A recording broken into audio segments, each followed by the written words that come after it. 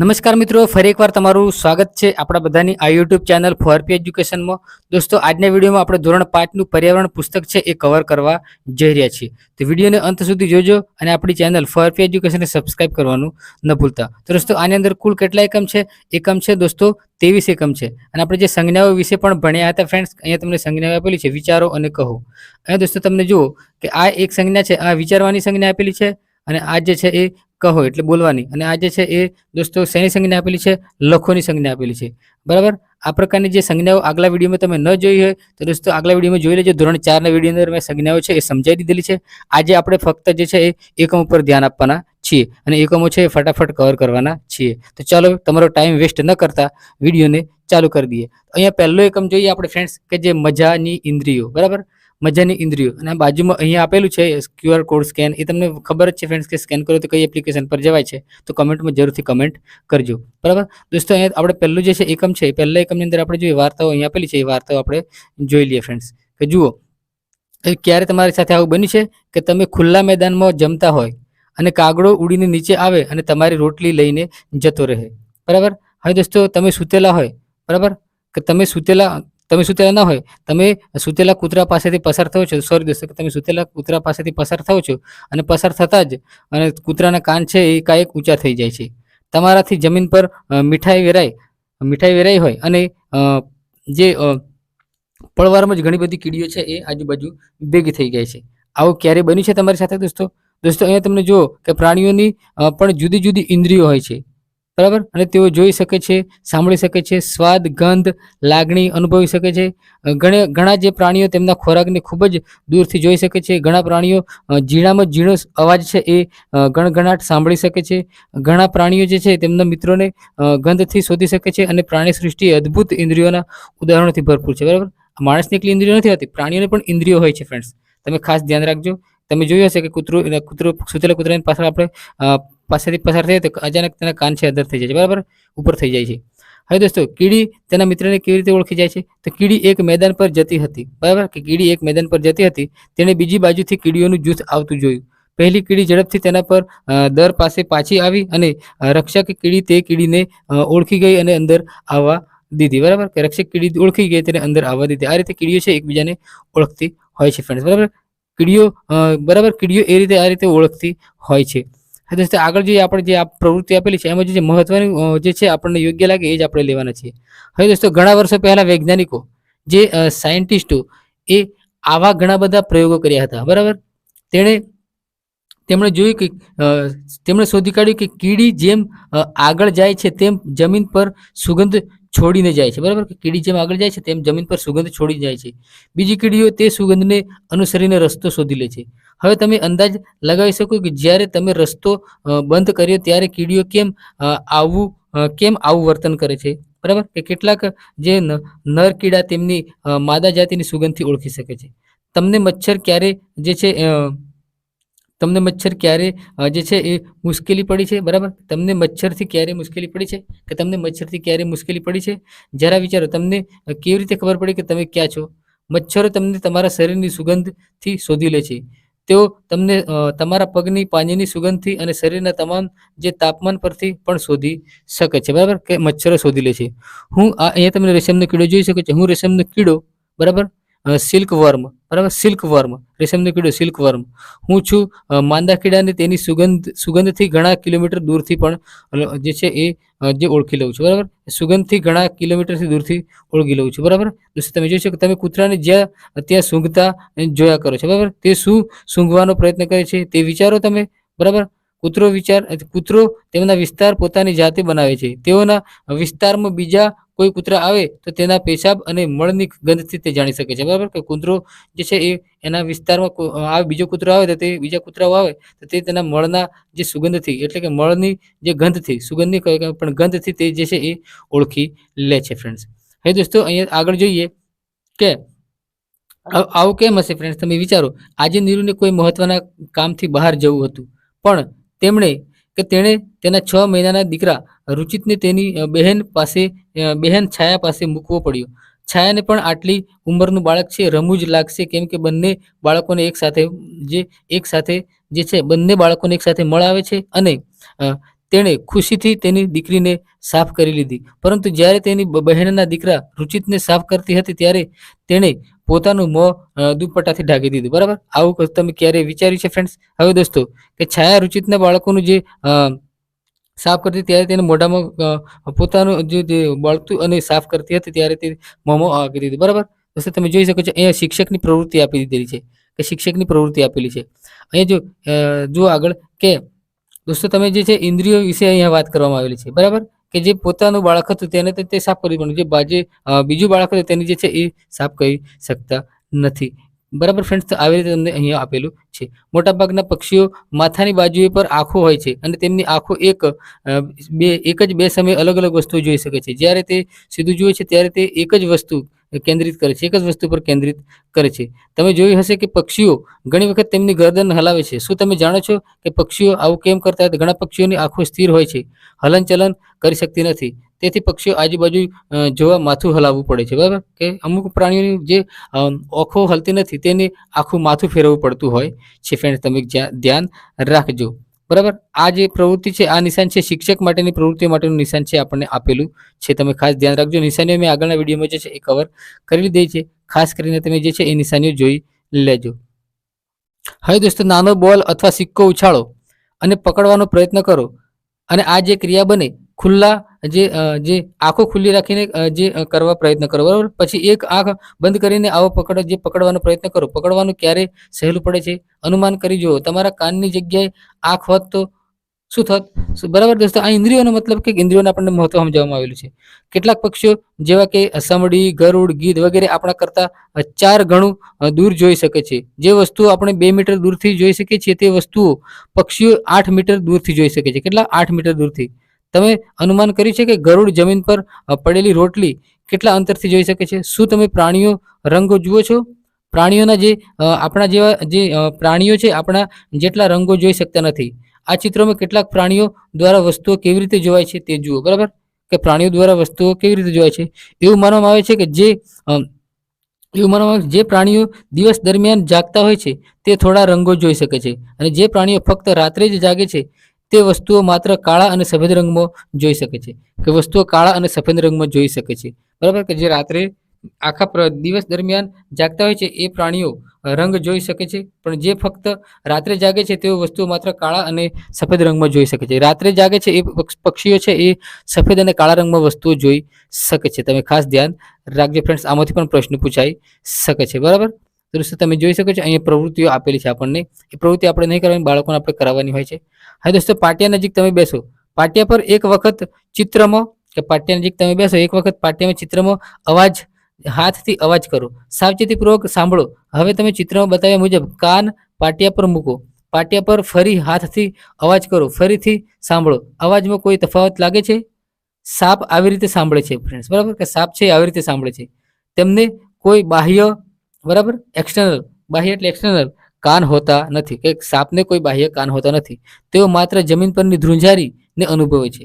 કે જો સાપ છે જમીન પરની ધ્રુંજારીને અનુભવે છે. બરાબર, કંઈક આવતું હોય તે અવાજ દ્વારા સંદેશાઓ મોકલે છે. હવે જે લંગૂર ઊંચે ઝાડ પરથી બીજા પ્રાણીઓ જે વાઘ અથવા ચિત્તાના ભયથી સાવધાન કરે છે. બરાબર, કે જે લંગૂર ઊંચે ઝાડ પરથી બીજા પ્રાણીઓને વાઘ અથવા ચિત્તાના ભયથી સાવધાન કરે છે. આ માટે તે ખાસ પ્રકારના જે ચેતવણી સંકેત છે એ આપે છે. હવે પક્ષીઓ પણ ભય વિશે ચેતવણીપૂર્વક સંકેત આપે છે અને કેટલાક પક્ષીઓ ભય માટે અલગ પ્રકારના અવાજ કાઢતા હોય છે. ઉદાહરણ તરીકે દુશ્મન આકાશમાંથી જે આવે તો જુદા પ્રકારની ચેતવણી અને જો દુશ્મન જમીન પરથી આવે તો જુદા પ્રકારની ચેતવણી. બરાબર, અલગ અલગ જમીન પરની ચેતવણી અલગ હોય છે અને આકાશમાંની ચેતવણી છે એ પણ અલગ પ્રકારની હોય છે. તમે ખાસ ધ્યાન રાખજો ફ્રેન્ડ્સ. બરાબર, આ રીતે પ્રાણીઓ પોતાના સંકેતો દ્વારા જે છે એ પોતાના જે છે એ મિત્ર વર્તુળને એટલે કે જે તેમના જે બીજા પ્રાણીઓને છે એ સાવચેત કરતા હોય છે. બરાબર, હવે અભયારણ્યો અને રાષ્ટ્રીય ઉદ્યાનો, બરાબર, નેશનલ પાર્ક ના જે કર્મચારીઓ, અધિકારીઓ વાઘ, સિંહ જેવા પ્રાણીઓ કઈ દિશામાં હશે તે પક્ષીઓના અવાજના સંકેત દ્વારા જાણી શકે છે. માછલીઓ વિદ્યુત કેન્દ્ર ઇલેક્ટ્રોનિક સિગ્નલ દ્વારા ચેતવણી આપે છે. જ્યારે ભૂકંપ અથવા વાવાઝોડું આવવાનું હોય ત્યારે અમુક પ્રાણીઓ અલગ પ્રકારનું વર્તન કરે છે. જંગલની આસપાસ રહેતા માણસો પ્રાણીઓના વર્તનનું અવલોકન કરી ભય વિશે અનુમાન કરે છે. દાખલા તરીકે જુઓ તમે કે 2004માં અંદમાન ટાપુના જંગલોની જે અમુક આદિજાતિઓએ પ્રાણીઓના અલગ પ્રકારના વર્તનને જોયું. તેઓએ કોઈ ભયનું અનુમાન કર્યું, તેથી તેઓ ટાપુના સલામત સ્થળે જતા રહ્યા. થોડી જ વારમાં ટાપુને સુનામી આવી, બરાબર, સુનામીનો ફટકો લાગ્યો, પરંતુ આ લોકો બચી ગયા, બરાબર, કે જે પ્રાણીનો સંકેત જોયો ત્યારબાદ તેમને ખબર પડી ગઈ કે અહીં કોઈ તકલીફ થવાની છે, એટલા માટે તેમને જે છે એ પ્રાણીના સંકેત પરથી જાણી શકે છે. ડોલ્ફિન પણ એકબીજાના સમાચાર આપવા અલગ અલગ અવાજો કરે છે. વૈજ્ઞાનિકોનું માનવું છે કે પ્રાણીઓને તેમની પોતાની વિશિષ્ટ ભાષા હોય છે. આના પરથી આપણને જાણવા મળે છે ફ્રેન્ડ્સ કે પ્રાણીઓ પણ પોતાની વિશિષ્ટ ભાષામાં જે છે એ વાતો કરે છે અને એકબીજાને સંકેતો દ્વારા વાતો કરે છે, વિશિષ્ટ ભાષા દ્વારા. હવે દોસ્તો સ્લોથ નામનું એક જે છે એ રીંછ જેવું લાગે છે, પણ રીંછ નથી, બરાબર, તે સ્લોથ છે. તે દિવસના આશરે 18 કલાક વૃક્ષની ડાળી પર ઊંધા લટકી ઊંઘવામાં વિતાવે છે, બરાબર, કે 18 કલાક જે છે એ લટકીને ઊંઘવામાં વિતાવે છે. સ્લોથ જે વૃક્ષ પર રહે છે તેના પર્ણો ખાય છે અને તેને બીજું કોઈ જોઈ છે ત્યારે તે એક વૃક્ષ પરથી પૂરતા પર્ણો ખાઈ લે છે. તે નજીકના વૃક્ષ પર જતું રહે છે અને સ્લોથ એ લગભગ 40 વર્ષનું જીવન જીવે છે. સ્લોથ છે 40 વર્ષનું લગભગ જીવન જીવે છે અને કેટલા કલાક જે છે એ એક જગ્યાએ ઊંધા લટકી રહી છે ફ્રેન્ડ્સ, કે 18 કલાકથી વધુ. કેટલા? 18 કલાકથી વધુ જગ્યાએ ઊંધા લટકી રહે છે. આ સમય દરમિયાન એ ફક્ત 8 જેટલા વૃક્ષો પર જ જાય છે, બરાબર. આ સમય દરમિયાન 8 જેટલા વૃક્ષો પર જ જાય છે. અઠવાડિયામાં એક વખત તે પોતાના જાતને હળવું કરવા વૃક્ષની નીચે ઉતરે છે, બરાબર. અઠવાડિયામાં એક જ વખત જે છે એ ઝાડ નીચે જમીન પર ઉતરે છે ફ્રેન્ડ્સ. તમે ખાસ ધ્યાન રાખજો તમે ફ્રેન્ડ્સ, બરાબર. હવે સ્લોથને જાગતા રહેવાનો સમય ફ્રેન્ડ્સ, બરાબર, 24 કલાકમાં 18 કલાક જે છે એ ફ્રેન્ડ્સ છે એ શું કરે છે, જે છે એ સ્લોથને જાગતા રહેવાનો સમય તમે જોઈ શકો છો. સ્લોથનો ઊંઘવાનો સમય 6 કલાક હોય છે અને 18 કલાક તે જાગતું રહે છે, બરાબર. સ્લોથ છે એ ઊંઘવાનો સમય છે 6 કલાક અને જાગવાનો સમય જે છે એ 18 કલાક છે ફ્રેન્ડ્સ, બરાબર. તમે જોઈ શકો 24 કલાકમાં 18 કલાક, 12 કલાક અને 6 કલાક. અને તમે જો તમારે સ્લોથનું રોજિંદુ જીવન અને 24 કલાકની ઘડિયાળમાં બતાવવાનું હોય તો આ પ્રમાણે ઘડિયાળમાં તમે જોઈ શકો છો ફ્રેન્ડ્સ, કે જુઓ તમે જોઈ શકો છો. સ્લોથ એક પ્રકારનું પ્રાણી છે, એ 18 કલાક લટકી રહે છે અને 40 વર્ષ જેટલું તેનું જીવન હોય છે. અહીં દોસ્તો તમે જોયું છે આપણે વાઘ જોઈએ કે વાઘ રાત્રે આપણા બધા કરતાં 6 ગણું સારી રીતે જોઈ શકે છે. કે વાઘ છે આપણા બધા કરતાં સારી રીતે વધુ જોઈ શકે છે. વાઘની મૂછો ખૂબ જ સંવેદનશીલ હોય છે અને તે હવામાં હલનચલન અને ધ્રુજારી અનુભવી શકે છે. તે વાઘને અંધારામાં આગળ વધવામાં અને ખોરાક શોધવામાં મદદ કરે છે, બરાબર. મૂછો. વાઘની સાંભળવાની ઇન્દ્રિયો એટલી તીવ્ર છે કે તે પાંદડાના ખડખડાટનો અવાજ અને ઘાસ વચ્ચે પ્રાણીના હલનચલનનો અવાજ અલગ પાડી શકે છે. વાઘના કાન અલગ અલગ દિશામાં ફરી શકે છે અને તે ચારે બાજુએથી અવાજ સાંભળી શકે છે, બરાબર. વાઘ છે એ ચારે બાજુથી સાંભળી શકે છે. વાઘ અલગ અલગ હેતુઓ જેમ કે જ્યારે ગુસ્સામાં હોય ત્યારે અને અથવા વાઘને બોલાવવા માટે અલગ અલગ અવાજ કાઢી શકે છે, બરાબર. તે ગર્જના કરી શકે છે, તે ગુરકી શકે છે અને તેની ગર્જનાનો અવાજ 3 કિમી દૂર સંભળાય છે.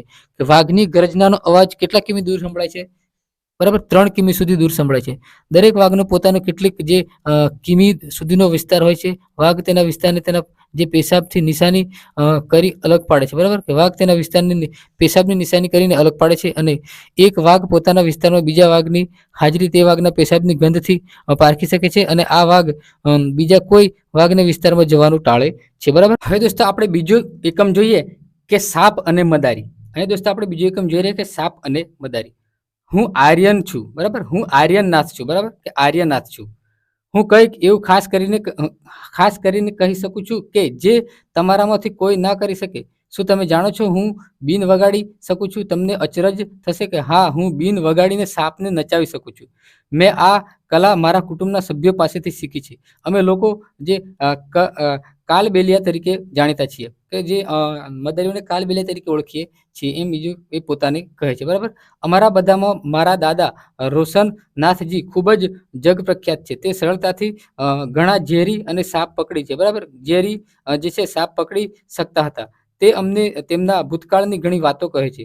આવો તમને વાર્તા દ્વારા તેમના પોતાના શબ્દોમાં સંભળાવું, બરાબર. કે વાર્તા દ્વારા તેમને જે એ પોતાના શબ્દો દ્વારા સંભળાવું. અહીંયા તમે જોઈ શકો છો કે નાગ ગુંફન આ પ્રકારની ભાત સૌરાષ્ટ્ર, ગુજરાત અને દક્ષિણ ભારતમાં રંગોળીમાં, ભરત ગૂંથણમાં તથા દિવાલને શણગારવામાં થાય છે, બરાબર. કે નાગ ગુંફન, કયા નાગ ગુંફન જે છે એ આ પ્રકારની જે ભાત છે ક્યાં જોવાય છે? સૌરાષ્ટ્ર, ગુજરાત અને દક્ષિણ ભારતમાં રંગોળીમાં, ભરત ગૂંથણમાં અને દિવાલમાં શણગારવામાં આવે છે નાગ ગુંફન, બરાબર. હવે આગળ જોઈએ આપણે વાર્તા વિશે.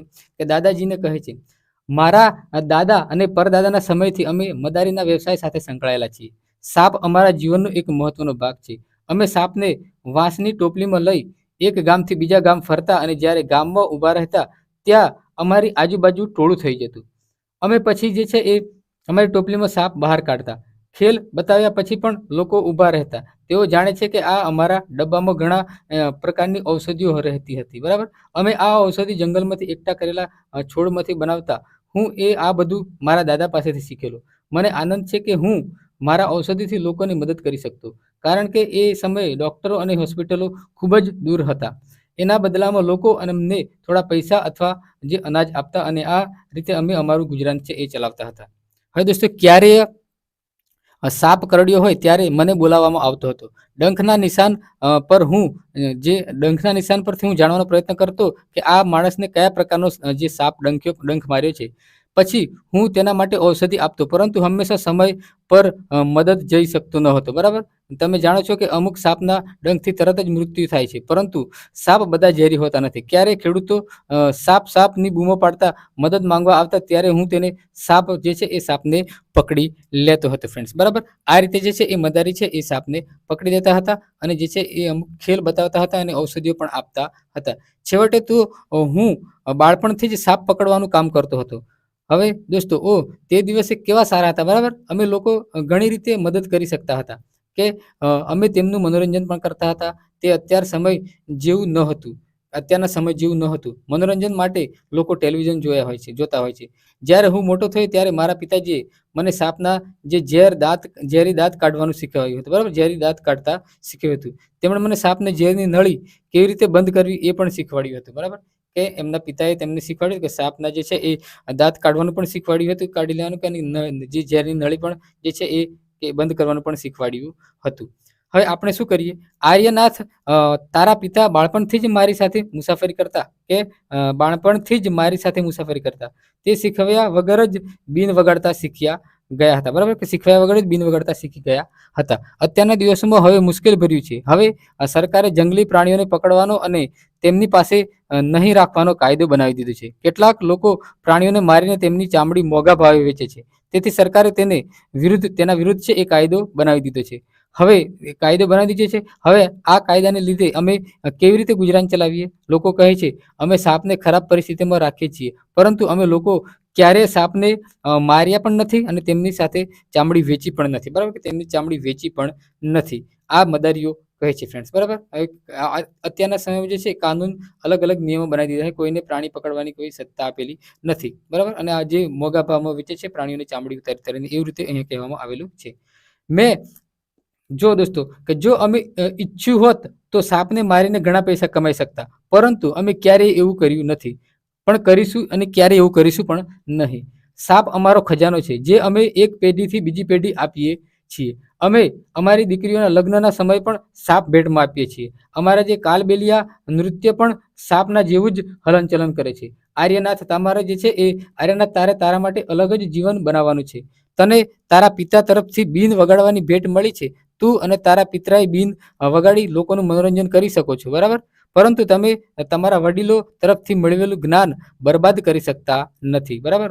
બરબાદ કરતા નહીં એવું કહેવામાં આવે છે. તમારા પપ્પા તમારા જે છે સાપ વિશેના આ જ્ઞાનની ગામ જે શહેરમાં બાળકો સાથે આપલે કરો. બરાબર. હવે દોસ્તો વપરાયેલા સંગીતોના સાધનો. બીન તુંબા એક પ્રકારના ડ્રમ હોય છે. ખંજર અને ઢોલ સિવાયના ત્રણેય વાદ્યો જે છે દૂધીમાંથી બનાવવામાં આવતા હોય છે ફ્રેન્ડ્સ. તમે જોઈ શકો છો. તેમને કહો કે તેઓ સાપથી ડરે નહીં. તેઓ ઝેરી સાપ ઓળખવામાં મદદ કરવામાં કહો. હવે તેમને કહો સાપ કેવી રીતે ખેડૂતોને મિત્ર છે. તેઓ ખેતરમાંથી ઉંદર ખાઈ જાય છે નહીં તો ઉંદર પાક ખાઈ જાય. હવે તમે અમારી વાર્તા કહો. તમારા જીવનની પણ નવી વાર્તા તમારા પોતાને કહેવા માંગો. મતલબ કે સાપ આપણને જે કાલબેલિયા નૃત્ય તમે જોઈ શકો છો ફ્રેન્ડ્સ. કે કાલબેલિયા નૃત્ય તમે જોઈ શકો. કાલબેલિયા નૃત્ય જે કોનું છે? મણિ બબ્બર. મણિ બબ્બરે આ ચિત્ર છે એ બનાવેલું છે ફ્રેન્ડ્સ. બરાબર. અહીંયા જે છે તમે જોઈ શકો છો કે જે મદારીઓ નૃત્ય કયું હોય છે? કયું નૃત્ય? તો કાલબેલિયા જે છે એ નૃત્ય પણ સમાન જેવું છે. બરાબર. કે કાલબેલિયા નૃત્ય પણ સાપના જેવું જ હોય છે. બરાબર. તમે જોઈ શકો છો આ કાલબેલિયા નૃત્ય છે. તમે જોઈ શકો. આપણે નાગીને નથી કહેતા એ રીતે જે છે એ નૃત્ય અહીંયા આપેલું છે. અહીં દોસ્તો આપણે જાણવા જેવી એક વસ્તુ આપેલી છે. તમે જોઈ શકો છો. શું તમે જાણો છો આપણા દેશમાં ઘણા પ્રકારના સાપ જોવા મળે છે ફ્રેન્ડ્સ? તેમાંથી માત્ર 4 પ્રકારના સાપ ઝેરી હોય છે. કેટલા પ્રકારના સાપ ઝેરી હોય છે? 4 પ્રકારના સાપ ઝેરી હોય છે. તેઓ નાગ, કોબ્રા, કાળોતરો, જે રસેલ, વાઇપર, બરાબર, ખડ, ચિતળ, બરાબર, સ્લો સ્કેલ્ડ, વાઇપર, ફુરસા. આ 4 પ્રકારના નાગ છે એ દોસ્તો ઝેરી હોય છે. સાપને 2 પોલા દાંત હોય છે. જ્યારે એ કરડે છે ત્યારે ઝેર તેના દાંત દ્વારા માણસના શરીરમાં પ્રવેશે. સાપ કરડ્યા પછી બચવા માટેની દવા હોય છે. સાપના ઝેરમાંથી જ આ દવા બનાવવામાં આવે છે. મોટે ભાગે તે દવા સરકારી દવાખાનામાં મળે છે, બરાબર, કે સાપમાં ઝેરમાંથી જ આપણને જે છે એ મળે છે. કયા કયા? આ નાગ છે, કોબરા, બરાબર, અહીંયા આપેલું છે ફુરસા, અહીંયા એક આપેલું છે કાળોતરો, અહીંયા ખેડ ખીચડ, બરાબર, ખડ ખીચડ. આ 4 પ્રકારના સાપ છે એ ઝેરી હોય છે, બરાબર દોસ્તો. 4 જ પ્રકારના સાપ છે એ ઝેરી આપણને જોવા મળે છે. હવે આપણે એકમ નંબર 3 જોઈએ કે સ્વાદથી પાચન સુધી. શું ફ્રેન્ડ્સ? કે સ્વાદથી પાચન સુધી. હેન્સી દોડતી દોડતી રસોડામાં ગઈ અને તેની માતા પાસે જે માતાને પકડીને કહેવા લાગી, માં, હું આજે કડવા કારેલા નહીં ખાઉં, મને ગોળ અને રોટલી આપો. માએ હસીને કહ્યું, તે સવારે રોટલી અને ખાંડ ખાધા હતા. સરોજે હેન્સીને ખીજવી, તું એક જ પ્રકારના સ્વાદથી કંટાળી જતી નથી? હેન્સીએ તરત જ કહ્યું, તું આંબલી ચાટીને કંટાળી જાય છે? હું શરત લગાવું કે આંબલીનું નામ સાંભળીને તરત જ મારા મોંમાં પાણી આવી ગયું. પાક્કું, મને જે છે એ ખાટી આંબલી ખૂબ જ ભાવે છે, પરંતુ હું મીઠી અને ખારી વસ્તુઓ પણ ખાઉં છું, બરાબર. આ રીતે જે છે તમે જોઈ શકો છો કે સરોજને કહી તેની માતા પાસે જોયું અને બંને ખડખડ હસવા લાગ્યા. હવે સરોજે હેન્સીને કહ્યું કે ચાલ આપણે એક રમત રમીએ. તું તારી આંખોમાં પટ્ટી બાંધી દે અને હું તારા મોંમાં જે વસ્તુ મૂકું તે ઓળખી જજે કે તે મેં તારા મોંની અંદર શું નાખ્યું છે. તો હું તારા મોંમાં ખાવાની વસ્તુ મૂકીશ, બરાબર. હવે તે કહેવા લાગ્યું અને તેને લીંબુનો થોડો રસ છે એ મોંમાં નાખ્યો અને તરત જ તેણીએ કહી દીધું કે આ લીંબુ છે. આ રીતે સ્વાદ ઓળખવા માટે આપણને અહીંયા જે વાર્તા આપેલી છે તમે જોઈ શકો છો ફ્રેન્ડ્સ. તમે જોઈ શકો છો અહીંયા અલગ અલગ પ્રકારનું જે છે એના મોઢામાં મૂકે છે અને તે ઓળખી જાય છે ફ્રેન્ડ્સ. દોસ્તો આગળ જોઈએ આપણે કે દોસ્તો અહીં એક જે છે સાન્યાને ગ્લુકોઝ શું છે કે ગ્લુકોઝ એક આપવામાં આવતું, બરાબર, કે ગ્લુકોઝ આપણી શરીરમાં અશક્તિ હોય છે કે જે શરીરમાં અશક્તિ પાચન ક્રિયાની જે દોસ્તો શું કહેવામાં આવે છે, શક્તિ જે છે એ ઓછી થઈ જાય છે ત્યારે આપણને ગ્લુકોઝના બોટલ ચડાવવામાં આવે, ગ્લુકોઝની ગોળીઓ આપણને ખવડાવવામાં આવતી હોય છે કે જ્યારે જે છે એ બાળકને ઝાડા ઉલટી થઈ જાય અને તેની શક્તિ ઓછી થઈ જાય તો તેને જે ગ્લુકોઝની બોટલ ચડાવે તે માણસ થોડો કડક થઈ જાય છે અને તેની શક્તિ જે ચાલવાની પાછી આવી જાય છે. એ આપણને એ રીતની સાન્યાની સ્ટોરી અહીં આપેલી છે. એ મેં તમને કહી દીધું એ રીતનું અહીં આપેલું છે, આપણે વાંચતા નથી. આગળ જોઈએ આપણે ફ્રેન્ડ્સ કે જુઓ વાર્તા બારીવાળું પેટ, બરાબર, કે બારીવાળું પેટ કે માર્ટિન નામનો એક સૈનિક વિશે આપણે જાણીએ છીએ, બરાબર.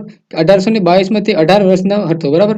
1822માં 18 વર્ષનો હતો અને તે ખૂબ જ તંદુરસ્ત હતો. જ્યારે તેને ગોળી વાગી ત્યારે તે ખૂબ જ ઈજા થઈ હતી. તે સમયે તેની સારવાર માટે ડોક્ટર બુન્ટાએ બોલાવવામાં આવ્યા હતા. બુન્ટાએ કે ડોક્ટર બ્યુમોન્ટાએ ઘાને સાફ કર્યો અને તે પર પટ્ટી લગાવી. 1.5 વર્ષ પછી ડોક્ટરે જોયું કે એક વસ્તુ સિવાય માર્ટિનના ઘા રૂઝાઈ ગયો હતો. તેના પેટમાં મોટું કાણું હતું. તે કાણું લચેલી ચામડીથી ફૂટબોલની રબરની જેમ ઢંકાયેલું હતું. ચામડીને દબાવતા જ તે તરત માર્ટિનના પેટમાં જોઈ શકે એટલું જ નહીં, જે દોસ્તો કે ડોક્ટર ઘણા કાનમાં ટ્યુબ મૂકીને તેમાંથી ખોરાક પણ બહાર કાઢી શકતા હતા. હવે ડોક્ટર મુન્ટાને કોઈ ખજાનો મળી ગયો એમ તેમ લાગતું હતું. તે શું છે અનુમાન કરી શકો છો. તેણે તેના પેટ પર અલગ અલગ પ્રયોગો કરવા કેટલાય વર્ષો વિતાવ્યા અને 9 વર્ષ એ સમય સુધીમાં માર્ટિન મોટા પણ થઈ ગયો અને તે લગ્ન પણ થઈ ગયા. આ સમયે વૈજ્ઞાનિકો જાણવા માંગતા હતા કે દોસ્તો કે ખોરાક કેવી રીતે પચે છે, પેટમાં રહેલું પ્રવાહી કેવી રીતે મદદ કરે છે, શું તમે ફક્ત ખોરાકને ભીનો અને પોચો બનાવે છે, શું તે પાચનમાં મદદ કરે છે. ડોક્ટર બ્યુમોન્ટાએ પેટમાંથી ઘણું પ્રવાહી લીધું અને જે છે એ થોડું પ્રવાહી લીધું અને પેટમાંથી તેને જોવા માટે માંગતા હતા. અને દોસ્તો પ્યાલામાં ખોરાક મૂકી રાખવામાં આવ્યો અને શું થાય છે તે જોયું. શું તે પોતાની જાતે પચે છે? તો દોસ્તો તેને ટ્યુબની મદદથી તેના પેટમાંથી પ્રવાહી કાઢ્યું અને 8 વાગ્યાથી 10 મિલિયન કાઢ્યું અને 20 જે છે તેને માછલીના 20 જેટલા ટુકડા મૂક્યા. તો 30 જેટલા જે 2 વાગ્યા સુધીમાં તે પાછું છે ટુકડા છે ઓગળી ગયા. આ પાચન ક્રિયાનું આપણને મહત્વ છે સમજાવવામાં આવેલું છે ફ્રેન્ડ્સ. તમે જોઈ શકો છો દોસ્તો ખોરાક પેટમાં કેટલા કલાકમાં જે છે એ પચી જાય છે. આપણને કોઠો આપેલો છે, આપણે જોઈ લઈએ કે ઉકાળ્યા વગરનું દૂધ છે 2 કલાકમાં જે છે પેટમાં રહે છે. 2 કલાક અંદર જે છે એ 2 કલાક પછી છે એ પચી જાય છે ફ્રેન્ડ્સ. અને બહાર છે 4 કલાક ને 45 મિનિટ રહે છે. ઉકાળેલું દૂધ દોસ્તો 2 કલાકમાં, જ્યારે બહાર 4 કલાક રહે છે. આખું બાફેલું ઈંડું 3 કલાક જે છે પેટમાં રહે છે, ત્યારબાદ પચી જાય છે 30 મિનિટ, 3 કલાક 30 મિનિટ, અને 8 કલાક જે છે બહાર રહે છે. અડધું બાફેલું ઈંડું 3 કલાક પેટમાં 3 કલાકમાં પચી જાય છે, જ્યારે બહાર 6 કલાક રહે છે. હવે કાચું ઈંડું, ફીણેલું ઈંડું 2 કલાકમાં પચી જાય છે, 4 કલાક જે બહાર રહે છે. કાચું ઈંડું 1 કલાક ને 30 મિનિટમાં જે છે એ જે છે પેટમાં પચી જાય છે, જ્યારે બહાર 4 કલાક રહે છે ફ્રેન્ડ્સ. અહીં તમે જોઈ શકો છો ફ્રેન્ડ, અનિતા રામપાલે આ જે છે એક કહાની છે એ લખેલી છે ફ્રેન્ડ્સ. અહીં દોસ્તો આગળ જે છે આપણે જોઈએ કે કેરી એ બારે માસ, કે કેરીઓ છે એ બારે માસ, દોસ્તો બારે માસ કેરીઓ છે એ પ્રકારનું અહીં આપણને પ્રકરણ આપેલું છે, આપણે જોઈ લઈએ દોસ્તો. અહીંયા તમે જોઈ શકો છો ઉનાળાની મિજબાની કેરીના પાપડ. દોસ્તો કે જે અલ્પેશ અને મહેન્દ્ર ગુજરાતના જુનાગઢમાં રહે છે. બંને ભાઈઓ ઉનાળાની જે રજાઓ આંબાવાડીમાં જે છે ગાળવા આવે છે. જ્યારે આંબા કેરીઓ લાભેલા હોય છે ત્યારે દોસ્તો કે લચેલા હોય છે ત્યારે તેઓ વિરક્ત હતા, અને તેઓ કાચી કેરીઓ મીઠા અને મરચા સાથે ખૂબ જ ભાવતી હતી તેમને. તેમના ઘરે તેમની માતા કેરી કંઈક અલગ પ્રકારની રાખતી હતી. તેઓ ઘણા પ્રકારના જે કેરીના અથાણા બનાવતા હતા, અને કેરી ઋતુઓ હવે ત્યાં સુધી જે છે અથાણા રહેતા હતા કેરીના. એક સાંજે જ્યારે જમતા હતા ત્યારે મહેન્દ્રએ પૂછ્યું, બા માં આપણી પાસે ઘણી બધી કેરીઓ છે, થોડી કેરી પાપડ બને થોડી કેરીઓના. તેમણે પિતાને કહ્યું કે પિતાએ કેરીના પાપડ બનાવવામાં 4 અઠવાડિયા લાગે છે, સખત મહેનત કરવી પડશે. જો તમે મહેનત કરવા લાગતા હોય તો આપણે જે છે કેરી બનાવવા જે છે પાપડ બનાવવાનું ચાલુ કરીએ. બંને જે ભાઈઓ છે એ સંમત થઈ ગયા, અને જે છે પાપડ બનાવવાની જે છે એ ભેગા મળીને પાપડ બનાવવાનું નક્કી કર્યું. બંને ભાઈઓ મદદ કરવા માટે તરત જ તૈયાર થઈ, અને બંને તે દિવસથી ભાઈ બજારમાં ગયા અને બજારમાંથી ઘણી બધી વસ્તુઓ લાયા, કે ઝાડના પાંદડા લાયા, તાળના ઝાડના પાંદડા લાયા, નીલગીરીના ઝાડના થાંભલા લાયા, બરાબર. આ રીતે બધું બજારમાંથી લાવી દીધું. અને દોસ્તો કે જે માએ પરસાળમાં તડકાવાળી જગ્યા શોધી. બંને ભાઈઓએ થાંભલાની મદદથી ઊંચા માચડું બનાવ્યું. તેઓએ એક ચટ્ટાઈ માચડા પર ફેલાવી બાંધી, ચટ્ટાઈ છે માચડા પર ફેલાવીને બાંધી દીધી. બીજા દિવસે પિતાએ સરસ પાકેલી કેરીઓ પસંદ કરી. તેમણે એક કેરીનો માવો કાઢી એક મોટા વાસણમાં લીધો. પછી તેમણે કેરીના માવામાંથી રેસા જુદા જુદા કરવા માટે તેને પાતળા બારીક સુતરાઉ કાપડની મદદથી ગાળ્યો. પછી અલ્પેશે ગોળ તેમાં ગાંઠ ગઠ્ઠા ન રહી જાય ત્યાં સુધી વાટ્યો. તેઓએ ગોળ અને ખાંડ એક સરખા પ્રમાણમાં માવામાં ભેગા કરી દીધા, બરાબર, કે માવામાં ભેગા કરી દીધા. મહેન્દ્રએ ગોળ અને ખાંડ મોટા ચમચાથી હલાવીને ભેગો કર્યો, અને માએ પછી તે માવો ચટ્ટાઈ ઉપર જે છે પાતળું થર કરી પાથર્યું. પાતળું થર સૂર્યપ્રકાશમાં સુકાવા માટે મૂકવામાં આવ્યું, અને તેઓ ચટ્ટાઈ ઉપર ધૂળ ન પડે તે રીતે સાડી ઢાંકી દીધી. બીજા દિવસે તેમણે ફરી થોડો કેરીનો માવો લીધો, અને માવામાં તેમણે ગોળ અને ખાંડ ઉમેરીને તેમણે માવો આગલા દિવસની થર પર પાથર્યો. બંને ભાઈઓ આ કામ આપવામાં આવ્યું તે બંને સાથે મળી ઘણા થર એકની એક ઉપર પાથર્યા. આ જે આગળના 4 અઠવાડિયામાં વરસાદ ન પડે તો એવી રીતે તેઓ આશા રાખતા હતા. 4 અઠવાડિયા સુધી તેમણે થર ઉપર થર ત્યાં સુધી તે 4 સેમી જાડું થર છે એ બનાવ્યું. 4 સેમી જાડું થર છે એ બનાવ્યું, અને સોનેરી કેક જેવું લાગવા લાગ્યું. થોડા દિવસ પછી માએ કહ્યું, કેરીના પાપડ તૈયાર છે, આપણે તે કાઢીને કાલે ટુકડાઓમાં કાપીશું. બીજા દિવસે ચટ્ટાઈ માચડા પરથી નીચે લાવવામાં આવીને કેરીના પાપડના નાના ટુકડા કર્યા, અને બંને ભાઈઓ ચાખ્યા. સ્વાદિષ્ટ હતા. મહેન્દ્રએ કહ્યું, વાહ, કેટલું સ્વાદિષ્ટ છે. આપણે પણ આ બનાવવામાં મદદ કરી હતી, બરાબર, આપણે પણ મદદ કરી હતી. આ રીતે દોસ્તો તમે જોઈ શકો છો કેરીના સ્વાદમાંથી. કેરીમાંથી આપણને ઘણું બધું અથાણા પણ મળે છે, કેરીમાંથી પાપડ પણ બને છે. આ રીતે આપણે કેરીમાંથી ઘણી બધી વસ્તુઓ બનાવી શકીએ છીએ, રસ ને આ તે બધું, બરાબર, રસ રોટલી ને એવું બધું. હવે બીજ વિશે આપણે સમજાવવામાં આવે છે, બરાબર ફ્રેન્ડ્સ, કે ગોપાલ તેના માસીના પરિવારની આતુરતાથી રાહ જોતો હતો. તેઓ આવતી કાલે વેકેશન ગાળવા ગોપાલના ઘરે આવવાના હતા. અવનવી વાનગીઓ બનાવીશું અને બધા ખૂબ જ રમીશું વિચારીને ગોપાલ ખૂબ જ ખુશ હતો. એટલામાં તેની માતાએ ખૂબ બૂમ પાડીને, ગોપાલ, રાત્રે સૂતા પહેલા 2 વાટકી ચણા પાણીમાં પલાળી દરરોજ ફોઈના ઘરે જવાની છું, અને સવારે આવીશ, બરાબર. જ્યારે ગોપાલ ચણા પલાળેલા હતા ત્યારે તે વિચાર્યું કે માતાએ 2 વાટકી ચણા પલાળવા કહ્યું હતું, પરંતુ આટલા ચણા 8 વ્યક્તિઓને કેવી રીતે પૂરતા રહેશે, ઓછા પડશે, તેમ વિચારીને તેને 4 વાટકી ચણા પલાળી દીધા. સવારે જોયું ત્યારે તેની માતા આવીને તેમણે જોયું તો ચણા જે વાસણમાંથી ઉભરાઈને બહાર આવી રહ્યા હતા. ત્યારે તેમણે ગોપાલને બોલાવીને કહ્યું, આટલા બધા ચણા કેમ પલાળ્યા હતા? ગોપાલ આશ્ચર્ય પડી ગયો. આવું કેવી રીતે બન્યું? માતાએ કહ્યું, કંઈ વાંધો નહીં, સારું, સારું થયું.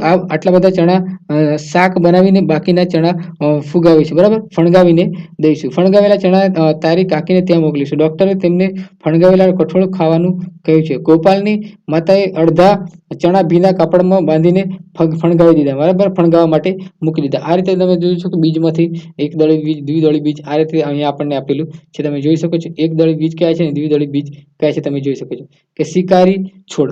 અહીં એક આપણે છોડ વિશે જોઈ લઈએ કે હન્ટર પ્લાન્ટ. ઘણા એવા છોડ હોય છે કે જે ઉંદર, દેડકા, કીડી, મકોડા, નાના જીવજંતુઓ શિકાર કરી ખાઈ જાય છે, બરાબર, શિકાર કરી ખાઈ જાય છે. કર્ણ જે કળશપર્ણ એક જ એવો છોડ છે કે જે ઓસ્ટ્રેલિયા, ઇન્ડોનેશિયા અને ભારતના મેઘાલય રાજ્યમાં જોવા મળે છે. તેનો આકાર કળશ જેવો હોય છે અને મોઢું પર્ણથી ઢંકાયેલું હોય છે.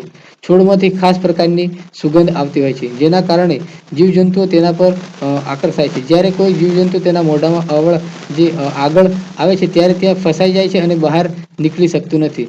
શિકાર કરવાનો કેવો ચાલક રસ્તો છે, બરાબર, કે શિકાર કરવાનો તે ચાલક રસ્તો છે.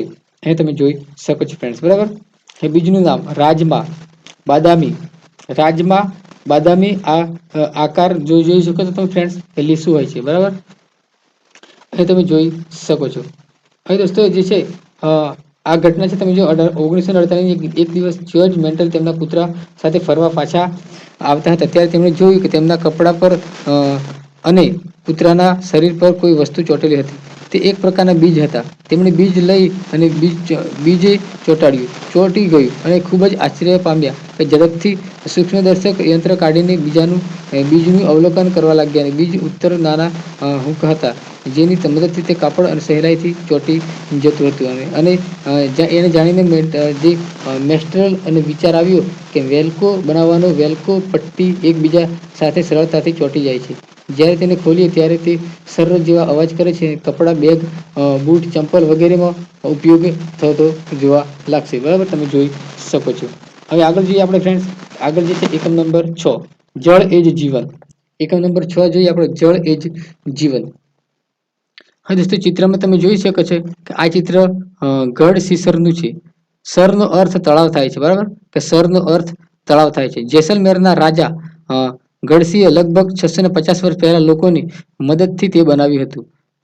તળાવની આજુબાજુ પગથિયા, ઘણા શણગારેલી પરસાળ, મોટા ખંડ, ઓરડાઓ અને બીજું ઘણું બધું જોવા મળે છે. અહીં લોકો તહેવારો ઉજવવા અને સંગીત, નૃત્યના કાર્યક્રમો માણવા આવતા હતા.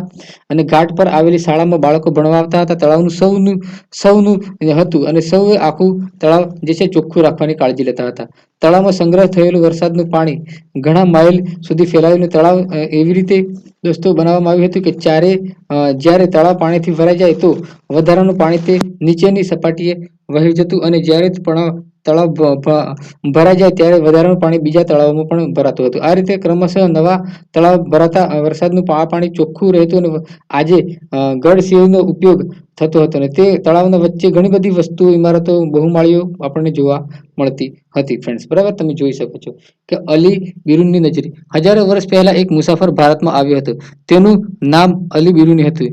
જે જગ્યાએથી તેઓ આવ્યા હતા તે હવે ઉઝબેકિસ્તાનમાં આ કહેવાય છે. અલુ જે બિરુન જોયું હતું તે બારીકાઈથી અવલોકન કર્યું. તેણે દરેક વિગત નોંધી. તેમણે ખાસ કરીને વસ્તુઓ નોંધી કરી કે જે તે પોતાના દેશ કરતા અલગ હતી. અને તે સમયના તળાવો વિશે તેમણે જે લખ્યું હતું તે અલગ જ કેટલોક ભાગ આપણને જોવા મળે છે. અહીંના લોકો તળાવ બનાવવામાં ખૂબ જ દેશના તેમને જોઈ શકતા હતા, આશ્ચર્ય થતું હતું, બરાબર. અહીંયા તમે જોઈ શકો છો તળાવ જોઈને તેમને આશ્ચર્ય થયું કે દોસ્તો અહીંની નદીઓમાં આખું વર્ષ પાણી રહેતું હોતું નથી. તેમ છતાં તે વિસ્તારમાં મોટાભાગના ગામડાઓમાં પાણી દરેક ટીપું કિંમતી છે. પાણીનો સંગ્રહ કરવો જોઈએ. આવા જે બનાવો છે એ બનતા હતા. પાણી દરેકની જરૂરિયાત હોય છે. આથી પાણીના સંગ્રહ માટે સૌએ પ્રયત્ન કરવા જોઈએ. આ કામ વેપારી હોય કે મજૂર હોય, કારીગર હોય કે ખેડૂત હોય, દરેક સાથે મળીને કરવું જોઈએ. નદી તળાવમાંથી પાણી જમીનમાં જે ઉતરી કુવા અને વાવમાં જે છે એ સુધી પહોંચી જતું હતું. વિસ્તારની જે ફળદ્રુપ જમીન બનતી. આ વિસ્તારના દરેક ઘરમાં વરસાદના પાણીના સંગ્રહ માટે ઘરની પદ્ધતિ છે એ કંઈક તમારે જમણી બાજુ જુઓ તમે જોઈ શકો છો કે ઘરની પદ્ધતિ અહીંયા આ રીતે બનાવેલી છે પાણીના સંગ્રહ કરવા માટે ફ્રેન્ડ્સ. દોસ્તો અહીં રીતે આપણને એક વાર્તા અહીંયા આપણને આપેલી છે, તમે જોઈ શકો છો ફ્રેન્ડ્સ. હવે દોસ્તો આગળ આપણે બીજી વાર્તાઓ જોઈ લઈએ કે અહીંયા દોસ્તો તમે જોઈ શકો છો કે પાણી સાથે નો પ્રયોગ, પાણી સાથેના પ્રયોગ. આ રીતે તમને ઘણી બધી વાર્તાઓ અહીંયા આપેલી છે. હવે સેજલ સાંજના જમવાની રાહ જોતી હતી. આજે જમવામાં માને મનપસંદ બટાટા તીખું શાક બનાવવાની હતી. બરાબર, મનપસંદ બટાકા અને તીખું શાક બનાવવાની હતી. તમે જોઈ શકો છો અહીંયા ઘણી બધી વાર્તાઓ આપણને આપેલી છે. આપણને જે યોગ્ય લાગે છે એ આપણે લેવાના છીએ. હવે દાંડી યાત્રા વિશે થોડું ઘણું આપેલું છે, આપણે જોઈ લઈએ કે દોસ્તો દાંડી યાત્રા વિશે તમે જોઈ શકો છો કે આ બનાવ ભારતના આઝાદ પહેલા જે છે એ બન્યો હતો. 1930માં બન્યો હતો. બ્રિટિશરોએ ઘણા બધા વર્ષો સુધી કાયદો ચલાવ્યો હતો. લોકો તેમની સાથે મીઠું પકવી શકશે નહીં અને તેઓ મીઠા પર ખૂબ જ વધારે કર નાખ્યો હતો. આ કાયદા દ્વારા લોકોએ ઘરે ઉપયોગ માટે પણ મીઠું પકવી શકતા ન હતા. મીઠું વગર કેવી રીતે રહેવું? આ જે દાંડી યાત્રા ગાંધીજી દ્વારા કરવામાં આવી હતી અને મીઠાનો તેમણે ભંગ કરેલો હતો. ફ્રેન્ડ્સ, તમે જોઈ શકો છો મીઠાની જે છે અહીંયા મહત્વ આપણને સમજાવવામાં આવેલું છે. મચ્છર રોગો અને સારવાર, કે મચ્છર કરડે તો કયો રોગ થાય અને કઈ રીતે સારવાર આપણે કરવી જોઈએ. અહીંયા આપણે જોઈ શકીએ છીએ કે લોહીની તપાસ, બ્લડ ટેસ્ટ.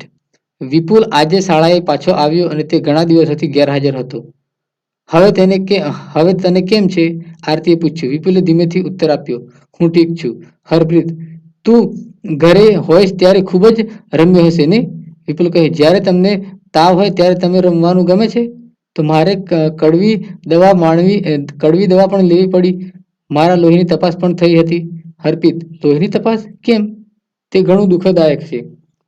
પણ વિપુલ, વાસ્તવમાં જ્યારે સોય મારી આંગળીમાં ખેંચવામાં આવી ત્યારે મને જે કીડીએ ડંખ માર્યો હોય એવું લાગ્યું અને 2-3 ટીપા લોહી લીધું અને તપાસ માટે મોકલ્યું. તપાસના આધારે ખબર પડી કે મને મેલેરિયા છે. બરાબર, એ લોહી તપાસી ત્યારે ખબર પડી કે મને મેલેરિયા છે. એવું કોણ કહે છે? વિપુલ કહે છે. નિશા, પણ મેલેરિયા તમને મચ્છર કરડવાથી જ થાય છે? વિપુલ કહે, હા, પરંતુ તને ખબર લોહીની તપાસથી પડે છે. તેની ખબર છે લોહીની તપાસથી પડે છે મેલેરિયા છે કે નહીં. હવે હરપ્રીત, આ દિવસોમાં મારા ઘરમાંથી ઘણા બધા મચ્છરો છે પરંતુ મને મેલેરિયા થયો નથી. નિશા, કોણ કહે કે બધા મચ્છરોના કરડવાથી મેલેરિયા થાય છે? મલેરિયા ફક્ત અમુક પ્રકારના મચ્છરોથી જ ફેલાય છે. આરતી, મને તો બધા મચ્છરો સરખા જ લાગે છે. વિપુલ, તેમનામાં થોડો તફાવત તો હોય જ ને. બરાબર, તો થોડો તફાવત હોય. નિશા કહે, તને મચ્છર જ્યાં કરડ્યું હતો ત્યાંથી જ તેઓ લોહી લીધું હતું. બરાબર, વિપુલ કહે, બિલકુલ નહીં. મને કેવી રીતે ખબર પડે કે મચ્છર મને ક્યારે અને ક્યાં કરડ્યું છે? નિશા, પરંતુ તેઓ તારા લોહીની તપાસથી કેવી રીતે જાણી શકે કે મેલેરિયા છે શું છે? બરાબર, કે બધા મચ્છરો કરડવાથી મેલેરિયા થતો નથી. અમુક મચ્છર કરડવાથી જ મેલેરિયા થાય છે એવું આપણને અહીંયા બતાવવામાં આવેલું છે. અહીં દોસ્તો તમે જોઈ શકો છો કે પાંડુરોગ એનેમિયા શું છે? મેલેરિયા માટે દવા. દોસ્તો તમે જોયું મેલેરિયા માટે દવા. મેલેરિયાના જે પહેલાના સમયમાં સિંકોના નામની વૃક્ષની સુકાયેલી છાલના પાવડરનો મેલેરિયાની દવા માટે બનાવવા માટે ઉપયોગ થતો હતો અને પહેલાના લોકો છાલના પાવડરના પાણીમાં નાખીને ઉકાળતા અને દર્દીને આપતા અને તેમાંથી ગોળી બનાવવામાં આવે છે. બરાબર, હવે પાંડુરોગ દિલ્હીના શાળાઓમાં જોવા મળ્યો હતો. કે પાંડુરોગ ક્યાં જોવા મળ્યો? દિલ્હીના શાળાઓમાં જોવા મળ્યો હતો. બરાબર, જોઈ શકો છો તમે. હવે પાંડુરોગ એનેમિયા એટલે પાંડુરોગ, તે શું છે? આરતી, તને ખબર છે મારા લોહીની પણ તપાસ થઈ હતી પરંતુ તેઓ સિરીજ ભરીને લોહી લીધું હતું અને લોહીની તપાસમાં મને પાંડુરોગ છે તેવું બતાવ્યું હતું. વિપુલ, તે શું છે? આરતી, ડોક્ટરે કહ્યું કે લોહીમાં હિમોગ્લોબિન. પાંડુરોગ ક્યારે થાય? કે લોહીમાં હિમોગ્લોબિન કે લોહી તત્વ ઓછું છે. ડોક્ટર, મને શક્તિ મળે તેવી દવા આપ. તેણે પણ કહ્યું કે મારે ગોળ આમળા, બીટ અને લીલા પાંદાવાળા શાકભાજી ખૂબ ખાવા જોઈએ કારણ કે તેમાં લોહ તત્વ હોય છે. નિશા, આપણા લોહીમાં લોહ તત્વ કેવી રીતે હોય છે? હરપ્રીત, જે કાલના સમાચાર પત્રો તેના વિશે કંઈક હતું. વિપુલ કહે, હશે. તો પછી લોખંડ ખાધું કે શું? આરતી કહે, અરે ગાંડા, આ તે લોખંડ નથી જેનાથી ચાવીઓ બને છે. મને તે શું હોય છે તે ચોક્કસ ખબર નથી. મેં ખૂબ જ શાકભાજી ખાધા અને ડોક્ટરે જે કહ્યું તે બધું જ લીધું. પછી મારું લોહી તત્વ વધી ગયું. બરાબર, લોહી તત્વ વધી ગયું. કે પાંડુરોગ ક્યાં જોવા મળ્યો હતો? દિલ્હીની શાળાઓમાં. 17 નવેમ્બર 2007માં દિલ્હીની મ્યુનિસિપલ કોર્પોરેશનની શાળામાં ભણતા હજારો બાળકોમાં પાંડુરોગ જોવા મળ્યો હતો. તેનાથી તેમના શારીરિક અને માનસિક આરોગ્ય પર અસર થાય છે. પાંડુરોગથી લીધે બાળકોને દિવસ જે વિકાસ છે સરખો થતો નથી અને તેમના ઉર્જા સ્તરમાં ઘટાડો થાય છે અને તેમની જે ભણવાની ક્ષમતાને પણ અસર કરે છે. હવે શાળામાં આરોગ્ય તપાસ શરૂ કરવામાં આવી અને બધા જ બાળકો માટે આરોગ્ય કાર્ડ બનાવવામાં આવ્યા અને પાંડુરોગના બાળકોને લોહ તત્વની ગોળીઓ પણ આપવામાં આવી. અહીં તમે જોઈ શકો છો ફ્રેન્ડ્સ કે રોગો વિશે માહિતી આપણને આપવામાં આવેલી છે. આગળ આપણે જોઈ લઈએ કે બીજો એક વિશે રોગ વિશે આપણને માહિતી આપેલી છે કે પોરા દોસ્તો કયો પોરા બાળ મચ્છર કે જે હરપ્રીત આપણા વર્ગની બહાર મેલેરિયાનું પોસ્ટર લગાવેલું છે, બધા બહાર જોઈ લે બરાબર. હવે તમે મચ્છર આમંત્રણ આપો છો, સાવચેત રહો કે આ રીતે તમારા ઘરની આસપાસ પાણી એકઠું ન થવા દો. પાણીને જે ટાંકી કુલર વગેરે બદલે પાણી બદલતા રહો, દર અઠવાડિયે સુકવવા જોઈએ. આ રીતે આપણને જોઈ શકો છો કે મચ્છર પાણીમાંથી જ પેદા થાય છે અને આપણને મચ્છર કરડે તો મેલેરિયા અને આવા રોગો થાય છે. હવે દોસ્તો આપણે પોરા નામના જે જોઈએ આ રીતે તમે તેમને ક્યાં જોયા નિશા? અમારા ઘરની પાછળ એક જૂનો ગળો પડ્યો હતો, તે થોડા દિવસ પાણીથી ભરેલો રહ્યો. મેં ત્યાં જોયું તો તેમાં ભૂખરા રંગના નાના દોરા જેવી વસ્તુઓ તરતી દેખાઈ. મને નવાઈ લાગી કે જ્યારે મને કહ્યું કે મચ્છરોએ પાણીમાં મૂકેલા ઈંડામાંથી આવ્યા છે, તેમને પોરા કહેવામાં આવે છે અને તેના વિશે મેં રેડિયો પર પણ સાંભળ્યું છે. વિપુલ કહે, તે શું કર્યું? હવે પિતાજીએ તરત જ એ પાણી ફેંકી દીધું અને તેમણે ગળો જે છે ચોખ્ખો કર્યો અને સૂકવ્યો, પછી તેને મૂકી દીધો અને જેથી પાણી ભરાય નહીં. બરાબર. અહીં તમે જોઈ શકો છો કે જે હરપ્રીત સાકરિયા મને કહ્યું કે માખીઓ કે સાજિયા કાકીએ મને કહ્યું કે માખીઓ પણ રોગ ફેલાવે છે, ખાસ કરીને, પરંતુ માખીઓ કરડતી નથી. પછી તે રોગ ફેલાવે કેવી રીતે? બરાબર. માખીઓ પણ રોગ ફેલાવે છે તેમ તેઓ કહે છે. વૈજ્ઞાનિકો મચ્છરના પેટની ઝાંખી કરી. આશરે 100 વર્ષ પહેલાની ઘટના છે. એક વૈજ્ઞાનિક મચ્છર મેલેરિયા ફેલાવે છે અને એમે શોધ્યું કે વૈજ્ઞાનિક આ શોધ કઈ રીતે કરી એ પોતે કરેલી વાત. મારા પિતા જે ભારતની સિનેમા કે ભારતની સેનામાં હતા. મારા પિતા સ્પીડમાં લીધું છે એટલે થોડું ઉચ્ચારણમાં ભૂલ પડે છે, એટલા માટે હું માફી માંગુ છું. કેમ કે આપણે વિડીયો લાંબો થઈ જાય એટલા માટે ફટાફટ લઈએ છીએ. ઉચ્ચારમાં ભૂલ પડે તો એનો કોઈ વાંધો નહીં. રોનાલ્ડ રોસ જે વૈજ્ઞાનિક છે એના વિશે આપણે જે છે થોડી માહિતી મેળવી. હવે દોસ્તો આપણે એક રમૂજી બનાવ. સાંજ હતી, ખંડોબીને ભૂખ લાગી હતી. અમારી પાસે કંઈ જ ખાવાનું નહોતું. એ વાડ કૂદીને ખેતરમાં ગઈ, તેને ઝડપથી 2 મોટી કાકડી તોડી અને પાછી આવી. તરત જ એક સ્ત્રી પાછળથી આવી અને તેને બેગ છે એ પકડી. તે ખાંડોબીને પોતાની ભાષામાં કંઈ કહેવા લાગી અને અમે શું કહી રહી છે તે સમજી શકતા નહોતા. અને ખાંડોબી તેને મીજો ભાષામાં સમજાવવાનો પ્રયત્ન કર્યો અને ધીમેથી છે એમણે સમજી શકતા ન હતા. અને મેં હિન્દીમાં સમજાવવા પ્રયત્ન કર્યો, પરંતુ બંનેમાં એક પણ ભાષા તે સમજી શકતી ન હતી. અંતે મેં મારા હાથથી માફી માંગી અને હાથ જોડ્યા. બરાબર. એટલામાં દોસ્તો તમે જોઈ શકો છો કે અમારું જૂથ ખૂબ જ દૂર જતું રહ્યું. અંધારું પણ થઈ ગયું હતું. મને લાગ્યું કે અમે રસ્તો ભૂલી ગયા છીએ. હવે અમે સાજી જ ડરી ગયા હતા અને અમારી બેટરીથી પણ રસ્તો જોઈ શકતા ન હતા. ઠંડી હતી, ઠંડી ઘણી બધી હતી. બરાબર. અને પરસેવો પણ થવા લાગ્યો. ઠંડીમાં પણ પરસેવો થવા લાગ્યો. અમે ખોવાઈ ગયા છીએ એવું અહેસાસ થવા લાગ્યો. મેં ખાંડોબીનો હાથ જોરથી પકડી રાખ્યો અને મેં મોટેથી ખૂબ જ બૂમ પાડી, અને તમે બધા ક્યાં છો? તો સાંભળો છો? પર્વતોમાં મારા અવાજ પડઘા પડવા લાગ્યા. અમે બંને મોટેથી અમારી સિસોટી વગાડવા લાગ્યા અને અમે અમારી બેટરીનો પ્રકાશ ફેંકવા લાગ્યા. કદાચ જૂથથી ખબર પડી જશે કે અમે ખોવાઈ ગયા છીએ. અમે દૂરથી સિસોટીનો અવાજ સાંભળ્યો અને સંકેતો સમજાઈ ગયા અને એકબીજાનો હાથ જોરથી પકડ્યો અને રાહ જોવા લાગ્યા. ખાંડોબીને લાગ્યું કે અમારે વાત ચાલુ રાખવી જોઈએ. તેણે મીજો ભાષામાં ગીત ગાવાનું ચાલુ કર્યું. થોડા સમય પછી અમે જૂથના સભ્યો અને અમારી તરફ આવવા લાગ્યા અને અમે જૂથ ભેગા થઈ ગયા ફ્રેન્ડ્સ. અને અમારું જૂથ છે એ ભેગું થઈ ગયું. માઉન્ટ એવરેસ્ટ ચડવાની ટુકડીમાં પસંદગી પામ્યા. બરાબર. અને બ્રિગેડિયર જ્ઞાનસિંહના જે છે એ અહીંયા તમે જોઈ શકો છો કે આશીર્વાદ લેવા આવ્યા અને તે સાંજ ખુશીની હતી. અમે ગીતો ગાતા ગાતા વિજેન્દ્ર પણ અમારી સાથે પ્રખ્યાત પહાડી ગીતો ગાવા લાગ્યા. બરાબર. આ રીતે તમે જોઈ શકો છો કે અમારી કહાની છે અહીં પૂરી થાય છે ફ્રેન્ડ્સ. અને દોસ્તો આગળ જે છે આપણે એક 9મો એકમ છે એ 9મો એકમ પતી ગયો. હવે આપણે 10મો એકમ છે એ જોઈ લઈએ ફ્રેન્ડ્સ. બરાબર. અહીંયા તમે જોઈ શકો છો ફ્રેન્ડ્સ કે દોસ્તો છે એ દોસ્તો બધા છે અહીંયા આવવા લાગ્યા છે. આગળ જોઈએ આપણે કે જે દિવાલોની કહાની છે એ આપણે જોઈ રહ્યા છીએ ફ્રેન્ડ્સ. બરાબર. અને તમે જોઈ શકો છો કે બરફની છાવણીમાં જે છે એ બરફની છાવણીમાં ઘણા બધા જે છે એ ઘણા બધા બરફ હોય છે અને બરફમાં જે છે એ ચાલવાનું હોય છે. અને બરફની છાવણીનો છેલ્લો દિવસ છે એ આપણે જે છે એ અહીંયા તમે જોઈ શકો છો ફ્રેન્ડ્સ કે બરફની છાવણીમાં છેલ્લો દિવસ હતો. હવે 2134 મીટરની ઊંચાઈએ ઊભા હતા. અત્યારે રાત્રિ હતી, બરાબર, રાત્રિ વિતાવવાની હતી. રાત્રિમાં ઘણા બધા જે છે એ તંબુ પણ બાંધવામાં વ્યસ્ત. અમે બધું તંબુ માથા પાથરવા બે પડની પ્લાસ્ટિકની ચાદરનો ઉપયોગ કર્યો અને પિલ્લાઓ જે છે ખીલાઓ મારી અને લગાવવા લાગ્યા, બરાબર. જેમ જેમ એક સ્ત્રી બાજુથી બીજી બાંધતા હતા, તરત જ બીજો બાજુથી પવન આવતો અને તે ખીલો છે ઉપડી જતો હતો. આમ દોસ્તો છે અમે ખૂબ ભૂખ લાગી હતી. અમે ચૂલો બનાવવા માટે લાકડા, પથ્થરો અને સામગ્રી શોધ્યા હતા. ખોરાક રાંધ્યો. જમ્યા પછી છાવણીની આસપાસનો જે છે એ કચરો ભેગો કરી અને બેગ ભર્યા. ઝડપથી અમે અમારી સુવાની બેગમાં ગયા અને તેમાં સૂઈ ગયા અને સૂઈ શક્યા નહીં. તે અમે વિશે ચોક્કસ આરામદાયક હતી, બરાબર. ચોક્કસ જે તે આરામદાયક હશે તેવું ઠંડી લાગી હતી, પરંતુ બેગ છે એ મુલાયમ પીછાઓ ભરેલી હતી જે અમને ગરમ અને રહેવામાં મદદ કરે છે. અમે બધા ખૂબ જ થાકી ગયા હતા અને પડતા વેંત સૂઈ ગયા હતા, બરાબર. પડતાની સાથે જ અમે સૂઈ ગયા હતા. અહીં દોસ્તો તમે જોઈ શકો છો ફ્રેન્ડ્સ કે સવારે અમે ઉઠ્યા, જોયું તો બરફ પડતો હતો. સફેદ મુલાયમ બરફની જે પતરીઓ પણ બાજેલી હતી અને 2700 મીટરની ઊંચાઈએ ચડવાનું હતું. અમે લાકડીની મદદથી બરફમાં સાવધાનીપૂર્વક ચાલતા હતા અને તે ખૂબ જ મુશ્કેલી ભર્યું હતું કારણ કે લપસતા જતા. તેમ છતાં પણ બપોરે અમે બરફથી છવાયેલા પર્વતો પર પહોંચ્યા. અમે એકબીજા ઉપર બરફના ગોળા ફેંકીને જે બરફનો માણસોનો બનાવવાની મજા પણ બની હતી. બરફમાં પણ રમ્યા હતા, બરાબર.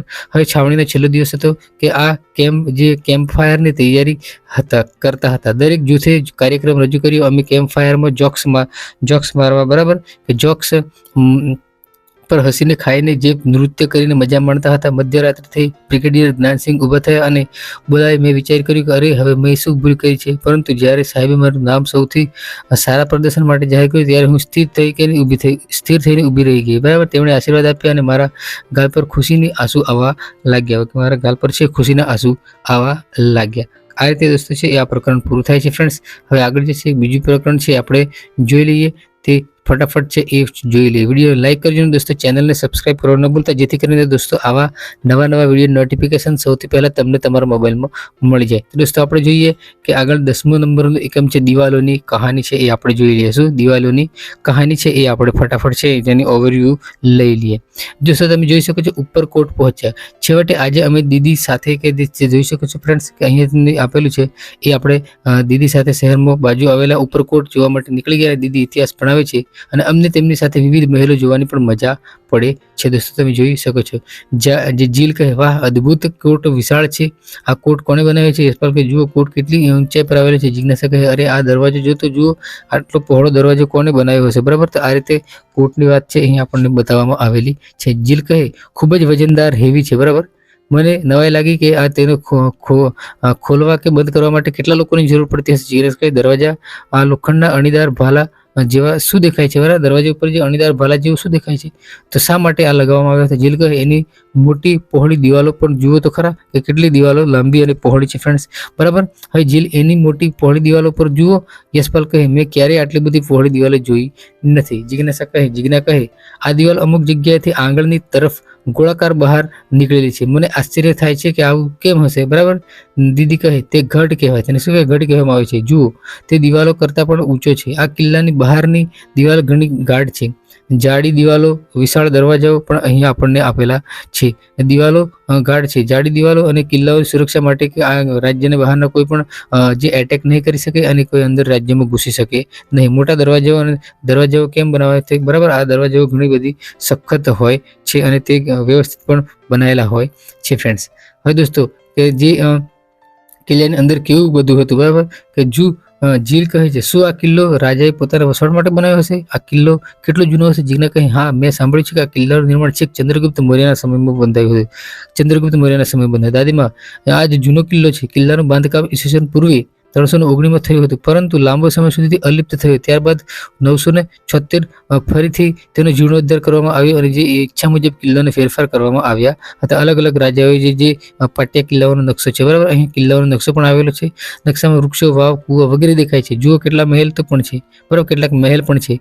જીલનો અર્થ એવો થાય કે માત્ર જીલ કહે કે એનો અર્થ એવો થાય કે માત્ર બીજા ઘણા બધા લોકો પણ આ કિલ્લામાં રહેતા હશે, બરાબર. ઘણા બધા લોકો પણ આ કિલ્લામાં રહેવા આવતા હશે.